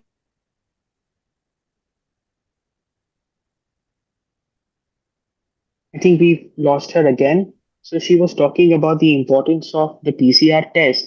So I personally am a big fan of the PCR test. We've got a couple of companies who've come up with it, which is typically the BioFire. We've got Infection Lab, which have come.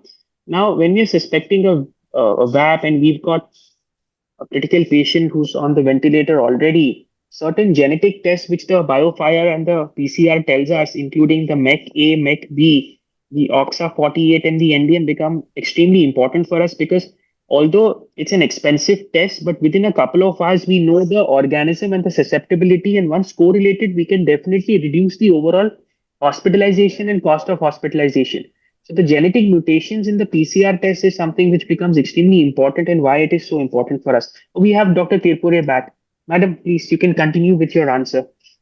Yes. So the other tests which I was mentioning about, these are the newer tests that we are talking about. These are the exhaled breath condensate and the volatile organic compounds detection. Now here it's a very basic amongst the other tests. This is having the probable greatest application in VAP because it is non-invasive and because it's using the exhaled breath of the patient. And here what we are doing is we can assess the increasing DNA levels, the DNA load of the organism to detect or predict a VAP in these patients. However, we will not be able to see any antibiotic susceptibility in this test, which is the exhaled breath condensate test. Also, if we are comparing this with the conventional culture, these tests like the BioFire, the fish that we spoke about, the fish microscopy, and the volatile organic compound detection, the total diagnosis time taken by a culture is 36 to 72. Whereas with these tests, they are all comparable in the range of 2 to 4 hours, except for if we have to detect antibiotic susceptibility testing by the newer fluorescent microscopy test, which will take a little over 6 hours, a little bit about 6 hours to tell us the antibiotic susceptibility. So yeah, these are the tests, newer tests, and our BioFire. Thank you so much, Dr. Tirpure. And exciting to learn about the exhale test and how its clinical impact it's on the modality of VAP patients. Very well presented. Now, since we've got a diagnosis of VAP, we've understood what to do. I'm going to ask a leading pulmonologist from Delhi, what antibiotics does he start his patient on when he has a patient on of VAP? So, what do you start your patients in the ICU, Nagya sir? What is your go-to drug? Right. So basically, for anybody, the choice of antibiotic will depend on the local ecology, that what is the kind of bacteria that they see in their own ICUs, which will determine, as I said earlier, also, it could vary from ICU to ICU, from hospital to hospital, from city to city. But any hospital where there's a 15% or more prevalence of MRSA, if there is more than 10% or more of gram-negative organisms, resistant organisms, then you absolutely have no choice but to start with a combination of drugs. So MRSA, when you choose of MRSA, then you have to think of three drugs that you can choose from, which is teicoplanin, vancomycin, and linezolid. Out of this, linezolid is a very good anti-tubercular drug, has very high volume loads that needs to be given, and is a bacteriostatic drug and causes thrombocytopenia. So therefore, linezolid we don't use at all in our ICU settings, especially because it's a good MDR drug. Vancomycin is very commonly associated with red man syndrome, with renal toxicity, with dosage fluctuation, because you need to keep monitoring it depending on its trough levels. So that requires therapeutic drug monitoring and kidney nephrotoxicity. So we tend to avoid vancomycin as well. So what are you left with is a glycopeptide. Apart from that, there's a new drug which also has a very good gram-positive curve, which is called the levonorephoxacin, which is relatively safe, does not have antitubercular effects, and has very good efficacy. So these are the two drugs that you will choose from when you want to give an MRSA cover. Then coming on to the gram-negative bugs, which are most common, there are situations where you may even want to start a colistin upfront. The recommendation is to use two anti-gram-negative drugs. One, which is from the beta-lactam family, which could be a carbapenem, like a meropenem, imipenem, doripenem. Along with that, you would want to add a second anti-pseudomonal drug, which is from a non-beta-lactam family, which, of course, as per international recommendations, is a choice of either a fluoroquinolone, aminoglycoside, or a polymyxin. Amongst these, again, Fluoroquinolone, we don't use in our ICUs because it is a very good drug for MDR tuberculosis. So you would want to save it for that. So there's a complete no-no to the use of fluoroquinolones like ciprofloxacin, levofloxacin, ofloxacin. So we don't use that at all in our ICUs. Aminoglycosides again are associated with increased nephrotoxicity, neuromuscular toxicity. Patients develop critical care polyneuropathy subsequently. So you want to avoid aminoglycosides as well. So ultimately, then you have to choose between the polymyxins, either polymyxin B or polymyxin E or colistin, as we call it, either of the two. Amongst these two also, polymyxin B is relatively safer, lesser nephrotoxicity, lesser neuromuscular toxicity, and standard dosage regimes as compared to colistin. So, to summarize it all, you give one anti-MRSA cover, which is usually a teicoplanin or a levonortifloxacin, with carbapenem, which you may be escalated to a high dose depending on your resistance patterns, where you can go up till 2 gram IV 8 hourly of meropenem, 1 gram IV 8 hourly of imipenem, and then along with that, a colistin cover initially is what you would start with. A polymyxin cover, and polymyxin B would be the preferred agent in that situation. Thank you so much, sir. That's very well said. And this is something which most of us follow. And for all of us at the end of our practice, towards when we have a patient of VAP, these are our go-to drugs, a polymyxin with a gram-negative coverage. And if you're suspecting a gram-positive, if we see that in our ICU, a combination of these three drugs is what we all start. Now, moving on to a very controversial topic between pulmonologists and intensivists. Judo, sir, what is the role of IV steroids in VAP? Yeah, actually, if one answer, then it means in VAP, it is a no. Now, saying that, there are instances we are using IV steroids. For example, if it is a severe CAP, like community-acquired pneumonia, or if it is ARDS, then if it is sepsis with VAP, then of course there are protocols to say that we can use a low dose IV steroid. For example, if it is sepsis, definitely we can use hydrocortisone or methylprednisolone 100 to 200 mg in 7 days in split doses. And again, in ARDS also, we can go for methylprednisolone or low dose methylprednisolone or hydrocortisone. But in VAP as such, I think the recommendation is not there to use steroids.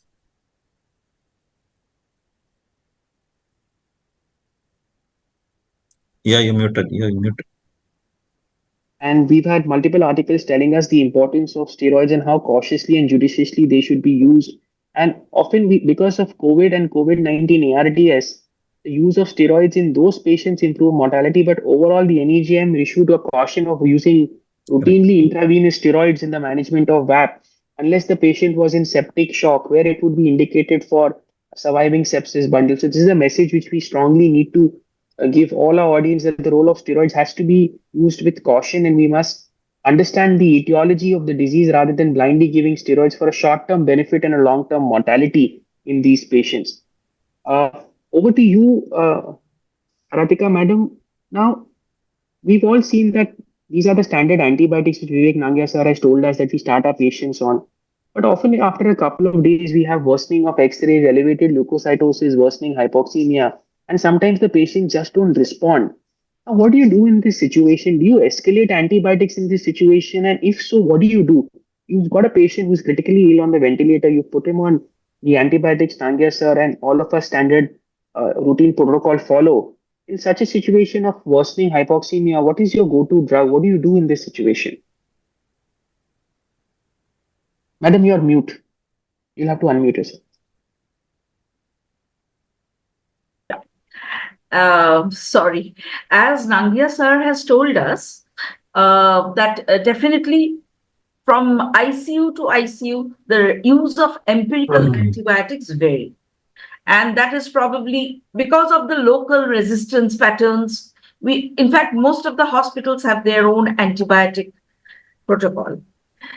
Now, but sometimes we find that patients are not really responding or not responding the way we want the patients to respond. in most cases, we don't get a microbiological result very soon at the onset of the disease. In fact, even with, say, blood culture, 30 to 50% blood cultures can turn out to be positive, rest are not positive. Then what do we do in them? So what we have to do is, using procalcitonin is one marker which is used to know whether the patient is responding to the antibiotic or not, and whether the patient is to be continued on the same antibiotic or not. If the procalcitonin, serum procalcitonin level, say it doesn't reduce by 10% from the previous level, or if the basal procalcitonin level is more than 1, in that case, definitely a broader spectrum antibiotics will be required. If the procalcitonin level is not decreasing as per our protocol, in that case, from a narrow spectrum antibiotic, we need to escalate to a broader spectrum antibiotic. So that is actually known as alert PCT, and we need to follow that basically. Always remember, always we do not get a clinical improvement very early on in the disease. We need to see the improvement by looking at the X-rays, by looking at the PCT levels, etc. If according to PCT levels, we escalate the type of antibiotic, it has shown definitely that the ICU stay becomes much less as compared to keeping on or going on with the same antibiotic to which the patient is not responding. This may be because the patient is resistant to the antibiotic which we have started empirically in the first place. And there's another factor in this. If the patient is resistant to one antibiotic and we change that antibiotic to a higher, broader spectrum antibiotic, in that case, there are chances that resistance to the higher antibiotic also may be present. So in those cases, we have to go by the procalcitonin levels. There is another marker, biofire, which we can do to see what organism is actually responsible for the VAP. But in that case, we may not know the exact resistant pattern of the antibiotics. So basically, I think it's because it's with procalcitonin that we need to escalate the antibiotics. And this has been proved in many of the studies which have been done. In fact, one study is there, a Chinese study from China with more than 1,000 patients. And they have also shown that monitoring of antibiotics, escalation of antibiotics by monitoring the serum procalcitonin level definitely helps. Thank you so much, madam, for a very lucid answer. And also, what some of us routinely incorporate in our practices when we're suspecting a VAP is speak to a microbiologist upfront and request him or her to run all the antimicrobial gram and the discs upfront. So even the ceftazidime, avibactam, so that we can save a day. Often we have an organism which grows and probably it's showing resistance to all the drugs, and then we request the microbiologist to run an additional disc for probably ceftriaxone sulbactam or ceftazidime, avibactam. So probably when suspecting a VAP, these tests can be run routinely after consulting the microbiologist and understanding the flora of our own ICU. So thank you, madam, for that wonderful answer. Now, from one controversial steroid topic to another controversial topic to Jairaj sir, the role of nebulized antibiotics in the management of VAP, sir. So what's your take on this? For nebulized antibiotic, I think primarily we are looking at aminoglycosides. So in that we have amikacin and tobramycin, and the other is colistin. So I would put it one for prophylaxis, like prevention of VAP. There are studies which have shown that introducing an amikacin right from day one, it is not a randomized controlled study. It is just shown that the incidence of VAP can be reduced by doing this. But mind you, we are talking about first, the host patients are non-CF patients. We are not talking about cystic fibrosis since we are all pulmonologists here. So we are talking about patient who has got intubated. So if we are planning to give an aminoglycoside as a prophylaxis, we have to see our ICU milieu, the flora of our ICU, whether it is associated with resistance to aminoglycosides.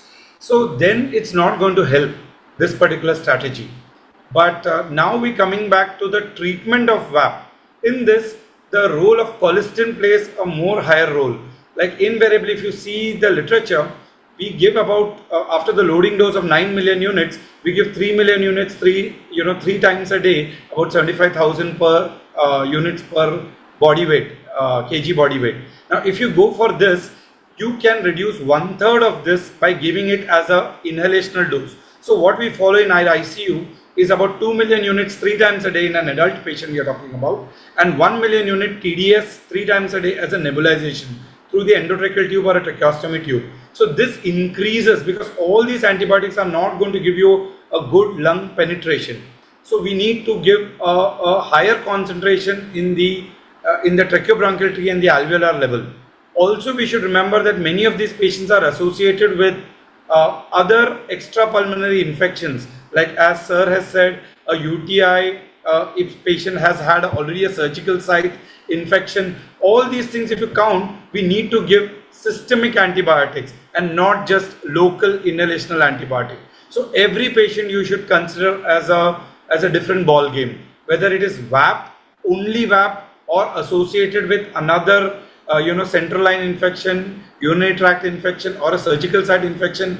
Then we have to think of more systemic antibiotics to cover every aspect of it, while at the same time we have to ensure that the lung gets a good amount of levels to be achieved for the local milieu. Over to you. Very well said, sir. You've covered the concept very well. And even the recent IDSA recommendation, you tell us against the use of nebulized antibiotics, even though we have a pseudomonas colonization, because we don't know the PKPD, what is happening, and the systemic penetration of nebulized antibiotics. And often we do encounter bronchoconstriction and elevated cost of therapy as a result of nebulized antibiotics. So thank you for that answer, sir. Having covered the diagnosis, risk factors, management of VAP, coming to a very, very important question which we all care about at the end of the day, how well is our patient doing? So, Dr. Tirpode, what is the prognosis of VAP? And that's all that at the end of the day matters to all of us, that how do our patients do at the end of the day? So, what is your take on this? I'm just going to answer without video so that there's no, I don't get lost again for better coverage. So the mortality of VAP patients is higher in patients, is higher compared to those of non-VAP patients. So if we have to see percentage-wise, it's 45% versus 27%. So VAP patients have a mortality of higher range, can go up to 70% also, as we've also seen the first slide of the presentation today that mentioned the mortality percentage of around that much. The 30-day mortality was also as high as 42.8%. So keeping these mortality values in range, not all mortality are attributable to pneumonia itself. So many of the deaths are related to patients' comorbidities, and poorer when polymicrobial infection is involved, when associated fungal infection is the etiology, and when patient starts having other systemic infections or systemic involvement, bacteremia to begin with, then multiple organ involvement, or if we are having a delay in the institution of a detection of the VAP and institution of treatment of it, then the mortality is going very high, is what we are all seeing in our clinical practice. Yeah, thank you. Thank you so much, Dr. Tirpode. Over to you, Dr. Bansal. Thank you so much. Now, moving to the last question of our panel discussion to Nangya sir. Sir, since you started this entire discussion, I'm going to end it with you with the most important question. How do we prevent VAP? So I think the simplest way of preventing VAP is by not intubating the patient. Use more of NIV. So if you don't intubate, then VAP doesn't happen because it's a ventilator-associated pneumonia. So it doesn't happen. If you've intubated the patient, try and extubate the patient early. But again, early means that you should be relatively confident when you're extubating the patient, because reintubation is associated with greater incidence of VAP and an even poorer prognosis. So avoid intubation and extubate when it is, of course, it should be early extubation, but yet it should be appropriately early extubation so that reintubation does not have to occur. Apart from that, there is a very simple mnemonic that you should all remember as far as prevention of VAP is concerned. This is called the chose no VAP. C out of CHOES is for cup pressure of more than 20 centimeters to 30 centimeters, neither more than 30 nor less than 20. So the endotracheal tube cuff, as I told you, the subglottic secretion, the main reason for aspiration and pneumonia. So to prevent that subglottic secretion from going inside, you keep the endotracheal cuff at more than 20 centimeters and less than 30 centimeters to prevent the pressure necrosis on the tracheal wall. So our nurses, daily morning rounds, afternoon rounds, evening rounds, they check the pressure of the endotracheal tube with this manometer that they have with them. For CHOES, H is for keeping the head end elevated by 30 to 45 degrees, again to prevent the aspiration. So, ultimately, if you remember the picture that I showed you in my slides, the reasons for the aspiration and development of pneumonia, if you're able to prevent all of those, that is what is your prevention of that. O is the oral decontamination, because I told you there's this aeropharyngeal contamination, the colonization of the aeropharynx. So you have to basically prevent that. So use of chlorhexidine, maintain oral hygiene. S is for suction. Subglottic secretion should be suctioned from time to time. Stress ulcer prophylaxis, we tend to give lots of pantoprazole and these H2 blockers, which should be avoided. Sucralfate is the best drug to use for stress ulcer prophylaxis. Then E is for enteral feedings. Patients should be started early on enteral feeds. That basically helps prevent transmigration of bacteria from the gut. And also that when you're giving them TPN, these patients tend to develop bacteremia and candidemia quite often. So therefore, you should rely more on enteral feeds. But at the same time, the rate and the volume of feed should be such that it doesn't cause over distension. So, you have to strike a balance everywhere. Then N is for no saline lavage, that you should not be pushing in saline and then ambuing the patient and then taking the cultures. Just an ET suction is more than sufficient than what is required. Then the ventilatory circuits don't need to be changed every now and then. They can be continue to be used till they get soiled, or at least for 7 days. You should avoid heavy sedations, heavy paralysis in your patients.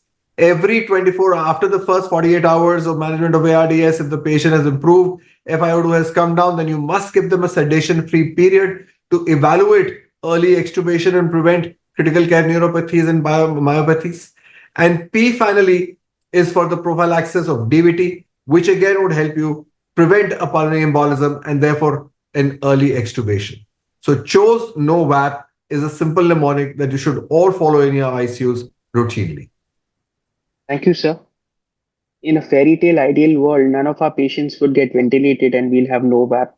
But until then, we'll follow the mnemonic you've all taught us. And after this wonderful panel discussion, we've got a truckload of questions from the audience, and we're going to try to cover as many of them as possible. I dedicate the questions individually to the faculty, but please feel free to answer, and let's have an open discussion with everyone involved. I'll start with Aratika, madam. The first question is that do closed suction catheters reduce the incidence of WAP? I mean, you have to unmute yourself. Yes, closed suction catheters. And I want input from all our panelists whenever they feel to. Please join in. Yeah, closed suction catheters, yes. Definitely they are used to reduce the incidence of infection. So I think they are of help to reduce VAP actually. Okay. I think Dr. Judo wants to add something, please, sir. Yeah, there are literature actually. Sorry, Judo. Actually, the literature says there is no much difference in reducing the VAP using a closed system. The only thing, the PEEP is preserved by using a closed system. So that is what is more. But because the expense is more using a closed system, so you have to balance it with that. I would like to take a middle path. Basically, those who are requiring more than 0.8, 80% and higher FiO2, there I think most of us are using the SteriCath, which is an enclosed, closed suction system. So what happens is, if you use disconnection method, we are going to lose the PEEP effect. Now that is a very important aspect, because it takes about 15 to 20 minutes for the PEEP effect to generate back again. I think those are those ARDS cases, whether it is VAP related or any other etiology for it, where we should consider closed suction system, because what it will do is it will help you to continue the suction without losing the PEEP effect. Because If you disconnect, the patient is going to desaturate despite your effort of, stepping up your FiO2 to 100%. What you lose in the process is the PEEP effect. So those with 80% and above, I think we should go for closed this. And as rightly said by Dr. Judo, the literature does not change that whether the VAP is increased with closed section or the conventional method of suction. I agree with Jairaj, sir. So closed suction is definitely more expensive, but in an ARDS patients, we need the PEEP to be preserved. So that is the time we can consider the SteriCat option. Uh, Dr. Tirpure, can you tell me whether cleansing ventilator tubes methodology, how should we do it and how frequently should the ventilator tubes be changed? Yes, so ventilator tubes are not to be changed regularly, frequently. They can be used until they can be changed only when they are soiled, especially. So they should be used only. They should be changed that time. So approximately in 7 to 10 days is what we should reassess for change of the ventilator tubings. Or if we've got any hemoptysis, which is the opioid secretion, the patients in the pulmonary edema, like you rightly said. Soil. Yes. Absolutely. Dr. Judo, how do we perform a protected BAL? That's the next question. Okay. So I think there is a balloon catheter. I think we have a balloon catheter to do it. And I don't used to do it actually. So if anybody got the expertise in that, they can tell that. Vivek sir, you can answer that. So basically, protected BAL, the idea is to prevent the catheter from getting contaminated with the endotracheal secretion and the endotracheal colonization. So now there are two ways. One, it could be through the bronchoscope, and the other could be without the bronchoscope also. So bronchoscopic protected specimen brushing or protected specimen BAL or non-bronchoscopic protected specimen BAL. The basic principle is the use of a catheter which has a biodegradable plug at its end, and inside is another catheter which either a brush or you can just use it to suction the secretions into another catheter. What you can also do is use a larger lumen of the usual suction catheter and first introduce that through the endotracheal tube, and through the larger lumen suction catheter, you put in a thin bore suction catheter so that your catheter, the inner catheter, is not contaminated by the secretions which are lined in the endotracheal tube, and you're able to just go inside, pick up the secretions and come out. So basically it's just protecting the specimen, protecting the catheter outside from getting contaminated with the secretions of the oral tracheal, which are colonizing the endotracheal path. That's all that is. Thank you, sir. Just I'd like to add in that is, I think everybody of us may be having a bronchoscope with it. It is a little cruder method, but what we could do is what sir said, bronchoscopic sample through the working channel, you pass your cytology brush. So what it does is it has a sheath over it, and your brush will go and collect the sample from the specific area that you want to collect the sample based on your imaging, and then that sample can be collected for. So there is no cross contamination, as rightly said by all of them. I think that there should not be contamination with the colonizing endotracheal or tracheostomy tube. Thank you, sir. Dr. Judo, the next question I'd like to address it to you, since you passed this one to Dr. Nangia and Dr. Nair. Yeah. That is an endotracheal tube essential for us to label a patient with VAP? Yeah, I think it is. The definition says that it is a ventilator with endotracheal tube. So not an NIV. NIV, if a patient is on NIV and they develop some infection, it is not VAT. So definitely it is no parenchymal infection, but only a tracheobronchial infection, and the infection has to be you have to have a culture or something and get the infection rightly, and then we call it as a VAT. And again, the 48 hours still stand there.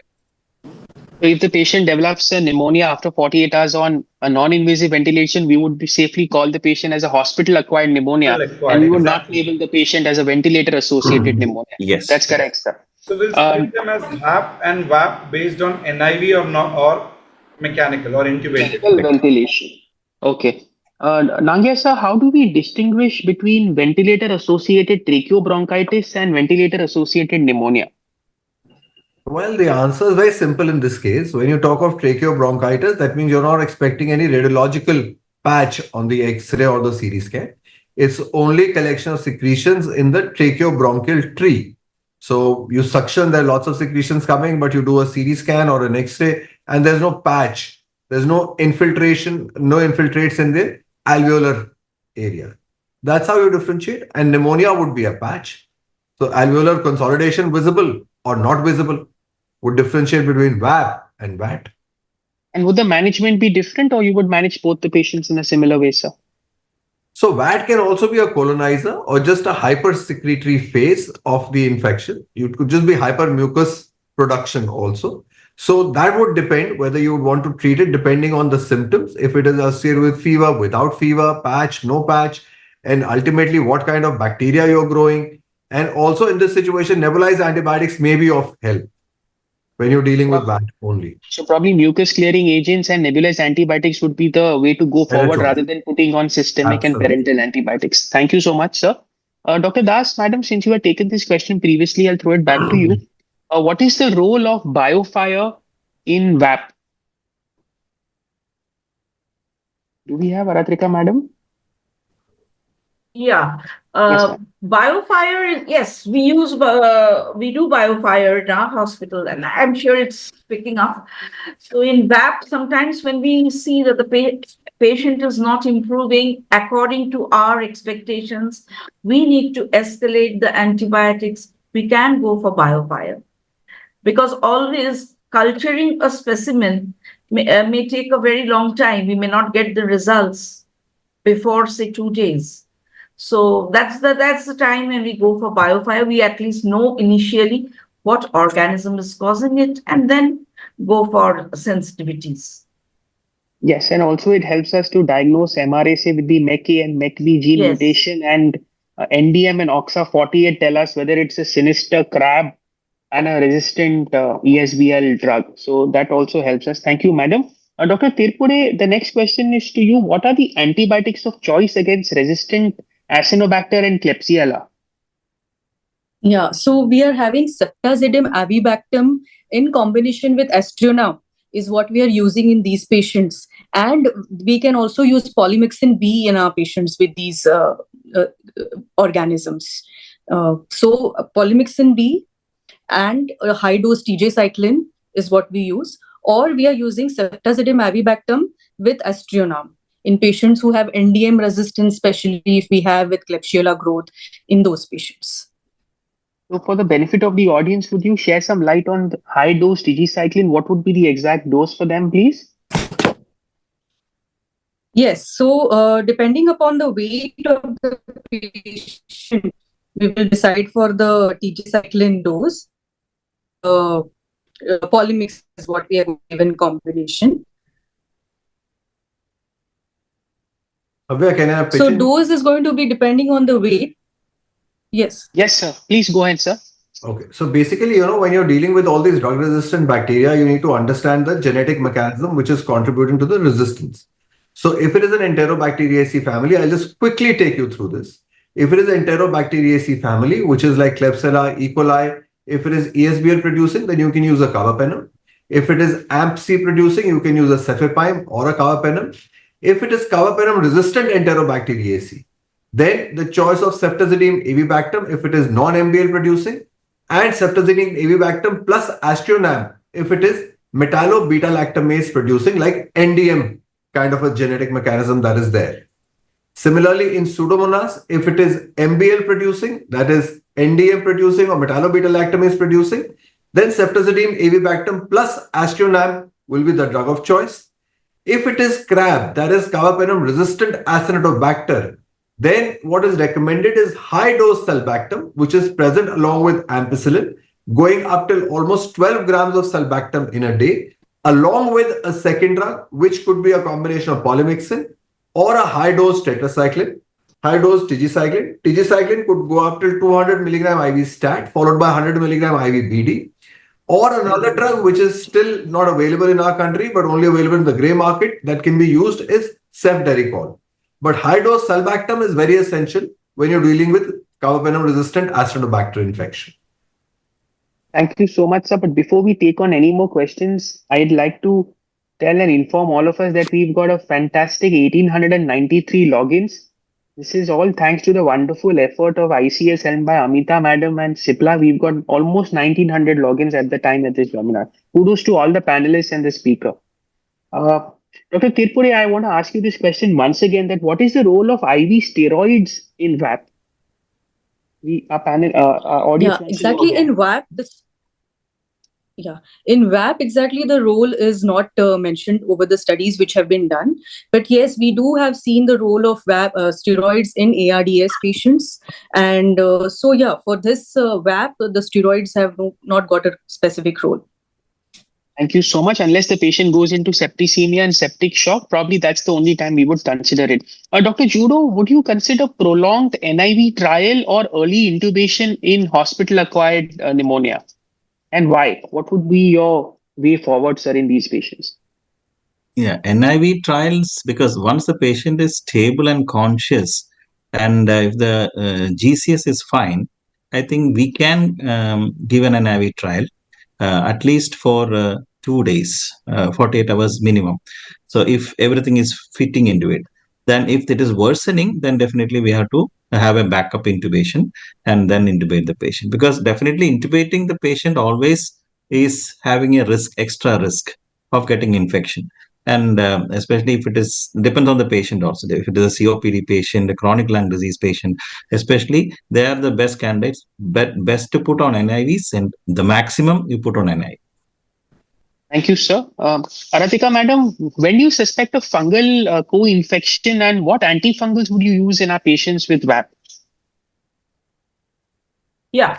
Again, in a patient of VAP, we are giving adequate antibiotics. Nothing is being grown in the samples. Then we definitely suspect there could be, but there are radiologic changes. Then we suspect there could be fungal infection.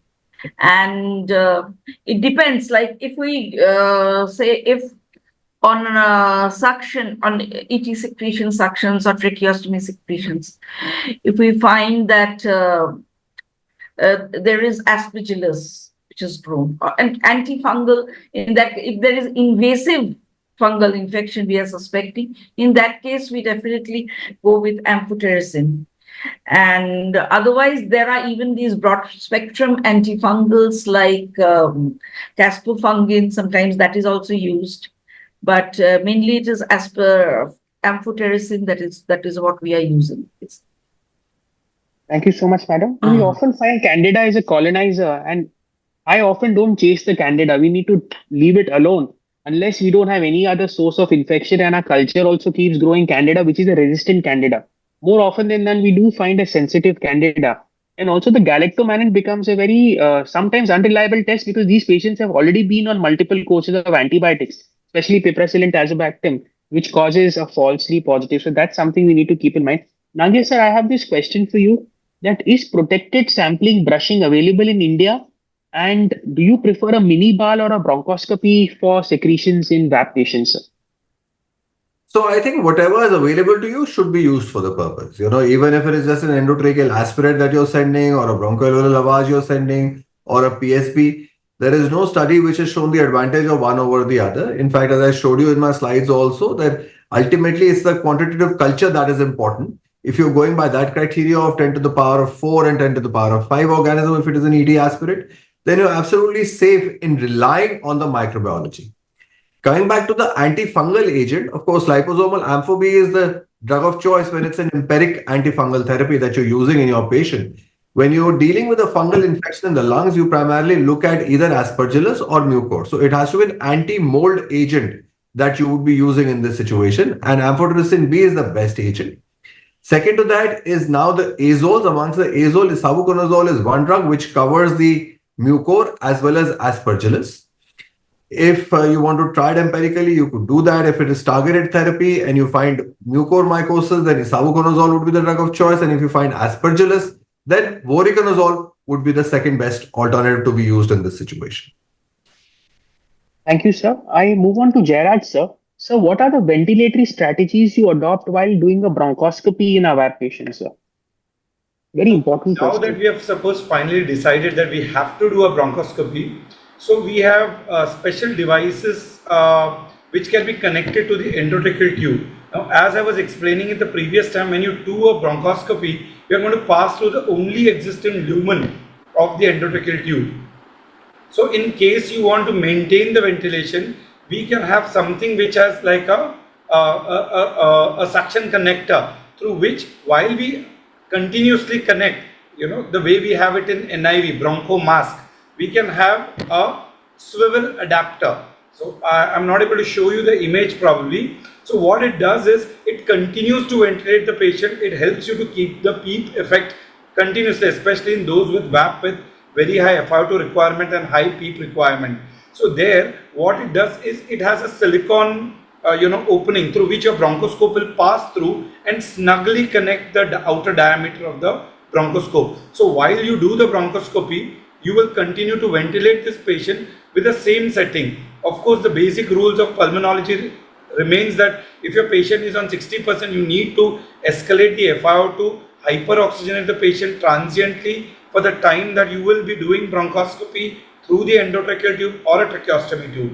Before you insert the endotracheal tube, please remember that what is your outer diameter of your fiber optic bronchoscope, what is the diameter of your endotracheal tube.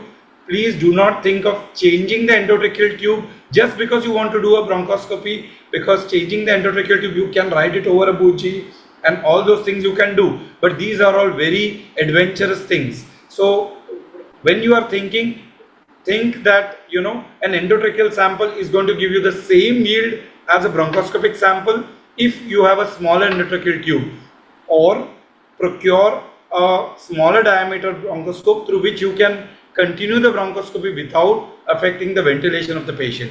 So improving the FiO2 requirement before starting the bronchoscopy, using a swivel adapter in an endotracheal tube, all these are the strategies which you can maintain so that you can do your bronchoscopy successfully, quick in and quick out, only to collect the sample and come out. Or as you rightly said, therapeutic, to remove a plug, or a collapse.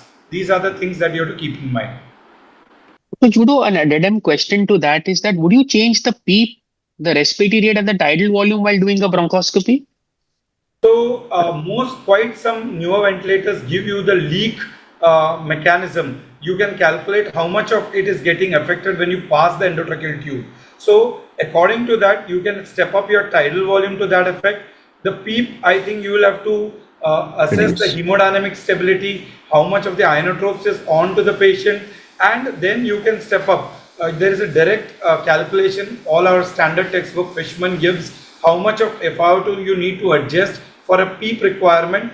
During the bronchoscopy, you can step up the PEEP as well as the tidal volume to compensate for the leak factor that you get to see. You can see it live by subtracting the VTI and the VTE, that is the inspired tidal volume and the expired tidal volume. So that factor which changes, is that what you can compensate it by improving the or increasing the tidal volume in the settings.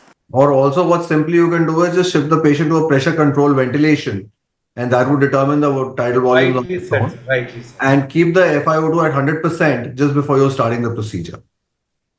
So different approaches can be tried. If you're doing a quick in and quick out, which is going to be a 60-second to a 120-second, just increase the FiO2. Don't change the ventilator settings, because often there are too many cooks which are there. At that point of time, you will not know your previous setting unless they're documented. Yes, if a therapeutic procedure is considered, then yes, a pressure control makes sense. Of transiently increasing the PEEP and keeping the same volume could be altered. Now, Dr. Judo, what is the role of prone ventilation and the role of ECMO in VAP? So when do we consider these two things in VAP? No, as such, I think we are not considering it unless the patient goes into a severe pneumonia with ARDS. So then, as just like any other ARDS, severe ARDS, we can consider a prone ventilation as well as ECMO also, and also balance the patient. If it's a young patient, then if it is a like the preserved lung patient, then definitely we have to go for it. So it depends on the patient, depends on the disease, and it depends on the condition of the VAP and the complications of the VAP. We can go for it. Thank you. So we have a case which is there, which is a question which has been posted for a patient admitted in Jammu and Kashmir. There's a patient of SLE on the ventilator for the last 15 days via tracheostomy. She has received pulse steroid, cyclophosphamide, plasmapheresis, currently on Poly B day 14, sulbactam, daptomycin, Septran DS. How long should antibiotics be continued? Whether escalation is required? Should repeat cultures were sent today and on day 14, Procal is 4, WBC 6, and previous antibiotics were given as per sensitivity. So probably the question is how long should the antibiotics continue and whether anything needs to be changed and escalated. Our esteemed panelists, please take up this interesting case which has been posted by I Dr. will Dar begin from. with a few things. Is first that this is an immunocompromised host. So we will start thinking of opportunistic infections, especially with the amount of immunosuppression that has been used in this patient. Next, I will go to the clinical criteria. Is the patient having fever, new opacities on the X-ray? Is the purulence of the tracheal secretions quantity as well as the purulence increased? All this put together, a sample which has been sent for bacterial, fungal, a PCP because it's a immunocompromised host, and fungal cultures. All these things we need to send. I'll be a little more pro towards collecting a bronchoscopic sample in this patient in case it warrants clinically that this patient is not improving. Otherwise, if the patient has improved, no fever, the secretions have come down, it has become mucoid, the counts are okay, and there are no new shadows, opacities on the X-ray, then I think we need not be very aggressive. It depends upon the clinical scenario. Others can add, please.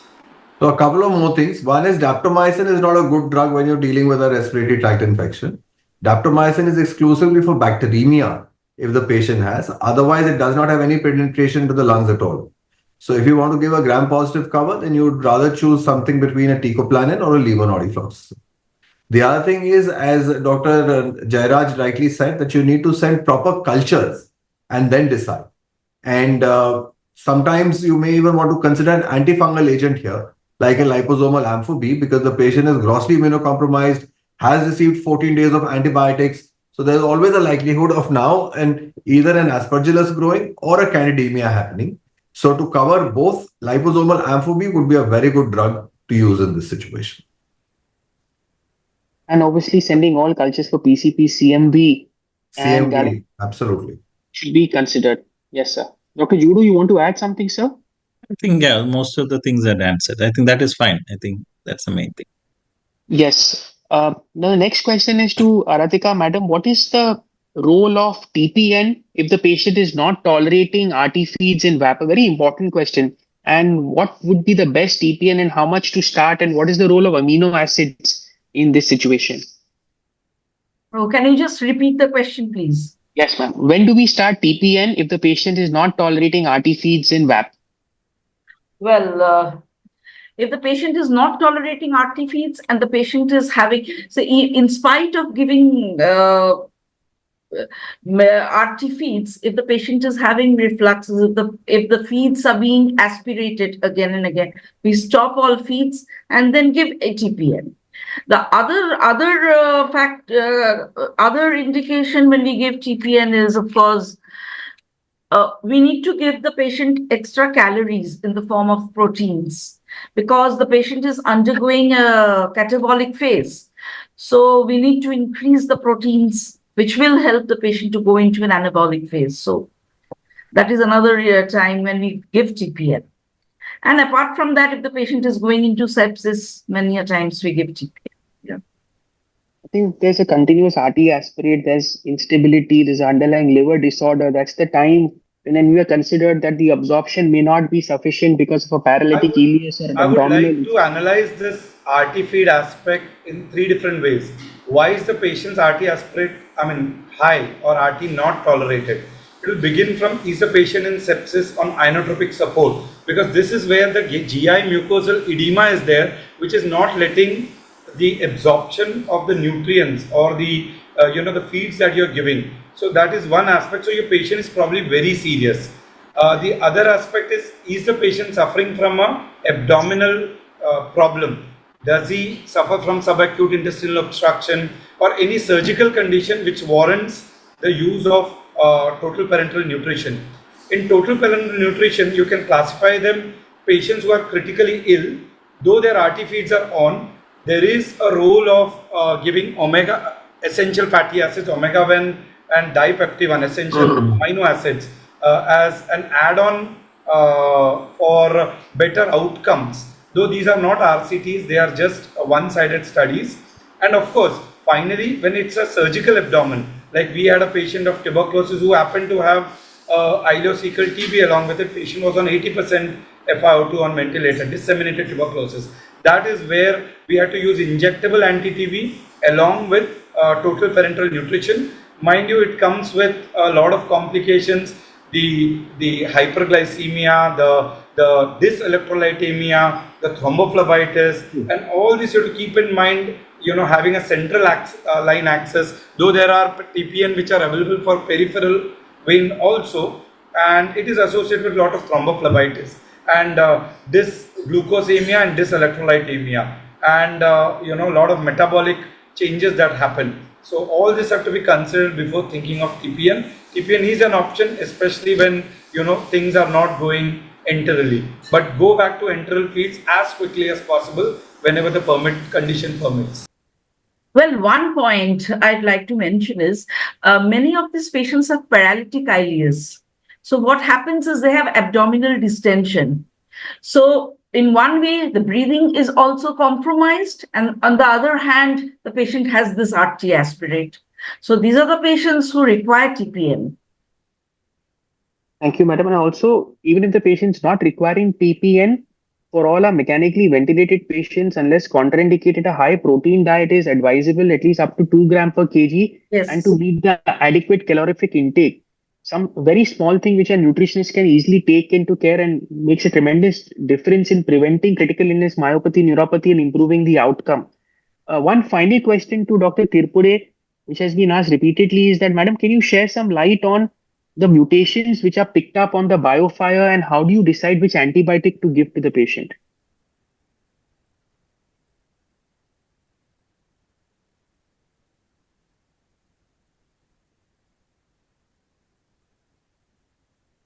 Do we have Dr. Tirpure, madam?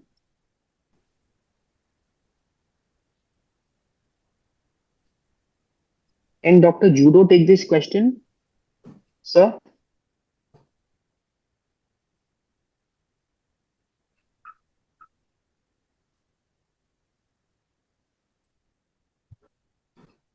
Okay, so I think, Nagia sir, would you like to explain? Again, I've already done that once. You want me to do it again? Okay. So basically, you need to remember that there are 3 important bacteria that you identified. Enterobacteriaceae, which include Klebsiella and E. coli. Then you have the Pseudomonas, and then you have the Acinetobacter. When it comes to Enterobacteriaceae, there are 4 resistance mechanisms that you can encounter: ESBL, AMP-C, OXA48, and carbapenem resistance. ESBL, carbapenem would be a good drug. For AMP-C resistance, again, carbapenem can be used. For OXA48, if it is non-MBL, and a CRE if it is non-MBL, then ceftazidime avibactam as monotherapy. If it is MBL producing, metallo-beta-lactam is producing, like NDM or New Delhi metallo-beta-lactam is positive, then ceftazidime avibactam plus aztreonam would be the choice. Then we come to Pseudomonas. If it is sensitive, then a non-carbapenem beta-lactam should be used. If it is difficult to treat, then high-dose carbapenem with extended infusion, 2 gram IV TDS of meropenem with over 3 to 4 hours, or a ceftazidime avibactam. If it is metallo-beta-lactamase producing, then ceftazidime avibactam plus aztreonam. When it is CRAB is carbapenem resistant Acinetobacter, then it's usually a combination of high-dose ampicillbactam up till 9 grams to 12 grams of sulbactam in a day, along with either a polymyxin or a tigecycline or a minocycline. So those are the 3 combinations that can be used. Thank you so much, sir. We've had a wonderful discussion and tried to take as many questions as possible from the audience. Thank you so much to all our panelists for being such an attentive participant in this panel discussion. Thank you, Dr. Nagia, for a wonderful talk in the beginning of our session. At the end, I'd request all the faculty members to please provide their take-home messages for all the audience and for all our viewers. We'll start with Dr. Aratika, madam. Your take-home message for today's webinar would be? Yeah, the most important message will be keep VAP in mind, try and identify it at an early stage. and then go ahead with the treatment. Thank you so Early much, stage madam. treatment is very important for the prognosis of the patient. Dr. Judo, sir, your take-home message? Yeah, actually, prevention is always needed. So, preventing VAP is the best thing. So, all things Nagia sir explained how to prevent it, and we have to follow that. And once, but it is VAP, definitely, I think you have to act fast, and whatever gadgets we have, use it and treat in a warlike fashion, so that we won't we won't lose the patient. Thank you, sir. Dr. Tirpude, madam, your take-home message? Sorry. So, yeah, we need to act fast for our patients and decide when it is the correct time to escalate and decide when it is VAP, keeping the high risk factors in mind. So, who will land up into VAP is what we'll understand. Also, some more studies have to be done to demonstrate these new technologies which are coming in, the new tests that we spoke about. So, to validate them, and some clinical scores, also the new scores are needed for better treating our VAP patients. Thank you, madam. Dr. Jairaj, sir? Yeah, so I think I agree with Dr. Judo. Prevention is better than cure, and detect early VAP and treat aggressively. And I think we all should have our KPIs in place, key performance indicators. So all our ICUs, we should keep a tab on how often are we getting a VAP. It should be less than 10 per 100 ventilator days. But the moment the number rises, which means there is lapse somewhere, either at the nursing level or the doctor level, and I think most important is hand hygiene. So, washing hands in between touching the patients, frequently, scrubbing your hands with more than 70% alcohol based scrubs, all these things will, go in a long way to prevent VAP. That's it. Sir, for Thank you, sir. touches. Vivek, sir, your take-home message and final thoughts? So early microbiological diagnosis is very, very essential. Therefore, all possible cultures should be sent, whether you have an access to bronchoscopic culture, endotracheal aspirate, blood culture, everything possible should be sent. The rapid diagnostic tests like the biofire and the molecular genetic mechanisms should be utilized for deciding the early course of antibiotic. You should be aware of the local ecology and the local flora that you get in your own ICUs. So that will help you choose your initial empiric therapy. After the initial empiric therapy, once you have a culture positive, you should switch over to a directed therapy. If the patient is improving, de-escalate early. Continue to follow the chose no VAP mnemonic in all your patients. And I think that will be the key to success in the management of your patients. Thank you so much, sir. My final take-home message would be slightly an addendum to this. Involve your support care staff, your nutritionists, your physiotherapists. They improve the quality and they reduce the mortality significantly. And when in doubt or stuck in a complicated VAP, don't hesitate to involve your infectious disease specialist, as sometimes an out-of-the-box thinking or a shared approach would have a better clinical outcome in the management of all our patients. With that thought, I'd like to thank all our audience members for staying up till 10:45 with all of us. Thank you, Sipla, for organizing this webinar wonderfully. Thank you, Indian Chess Society, Amita Madam, Rajadhar sir, Sandeep Salvi sir, for executing this in a fantastic way.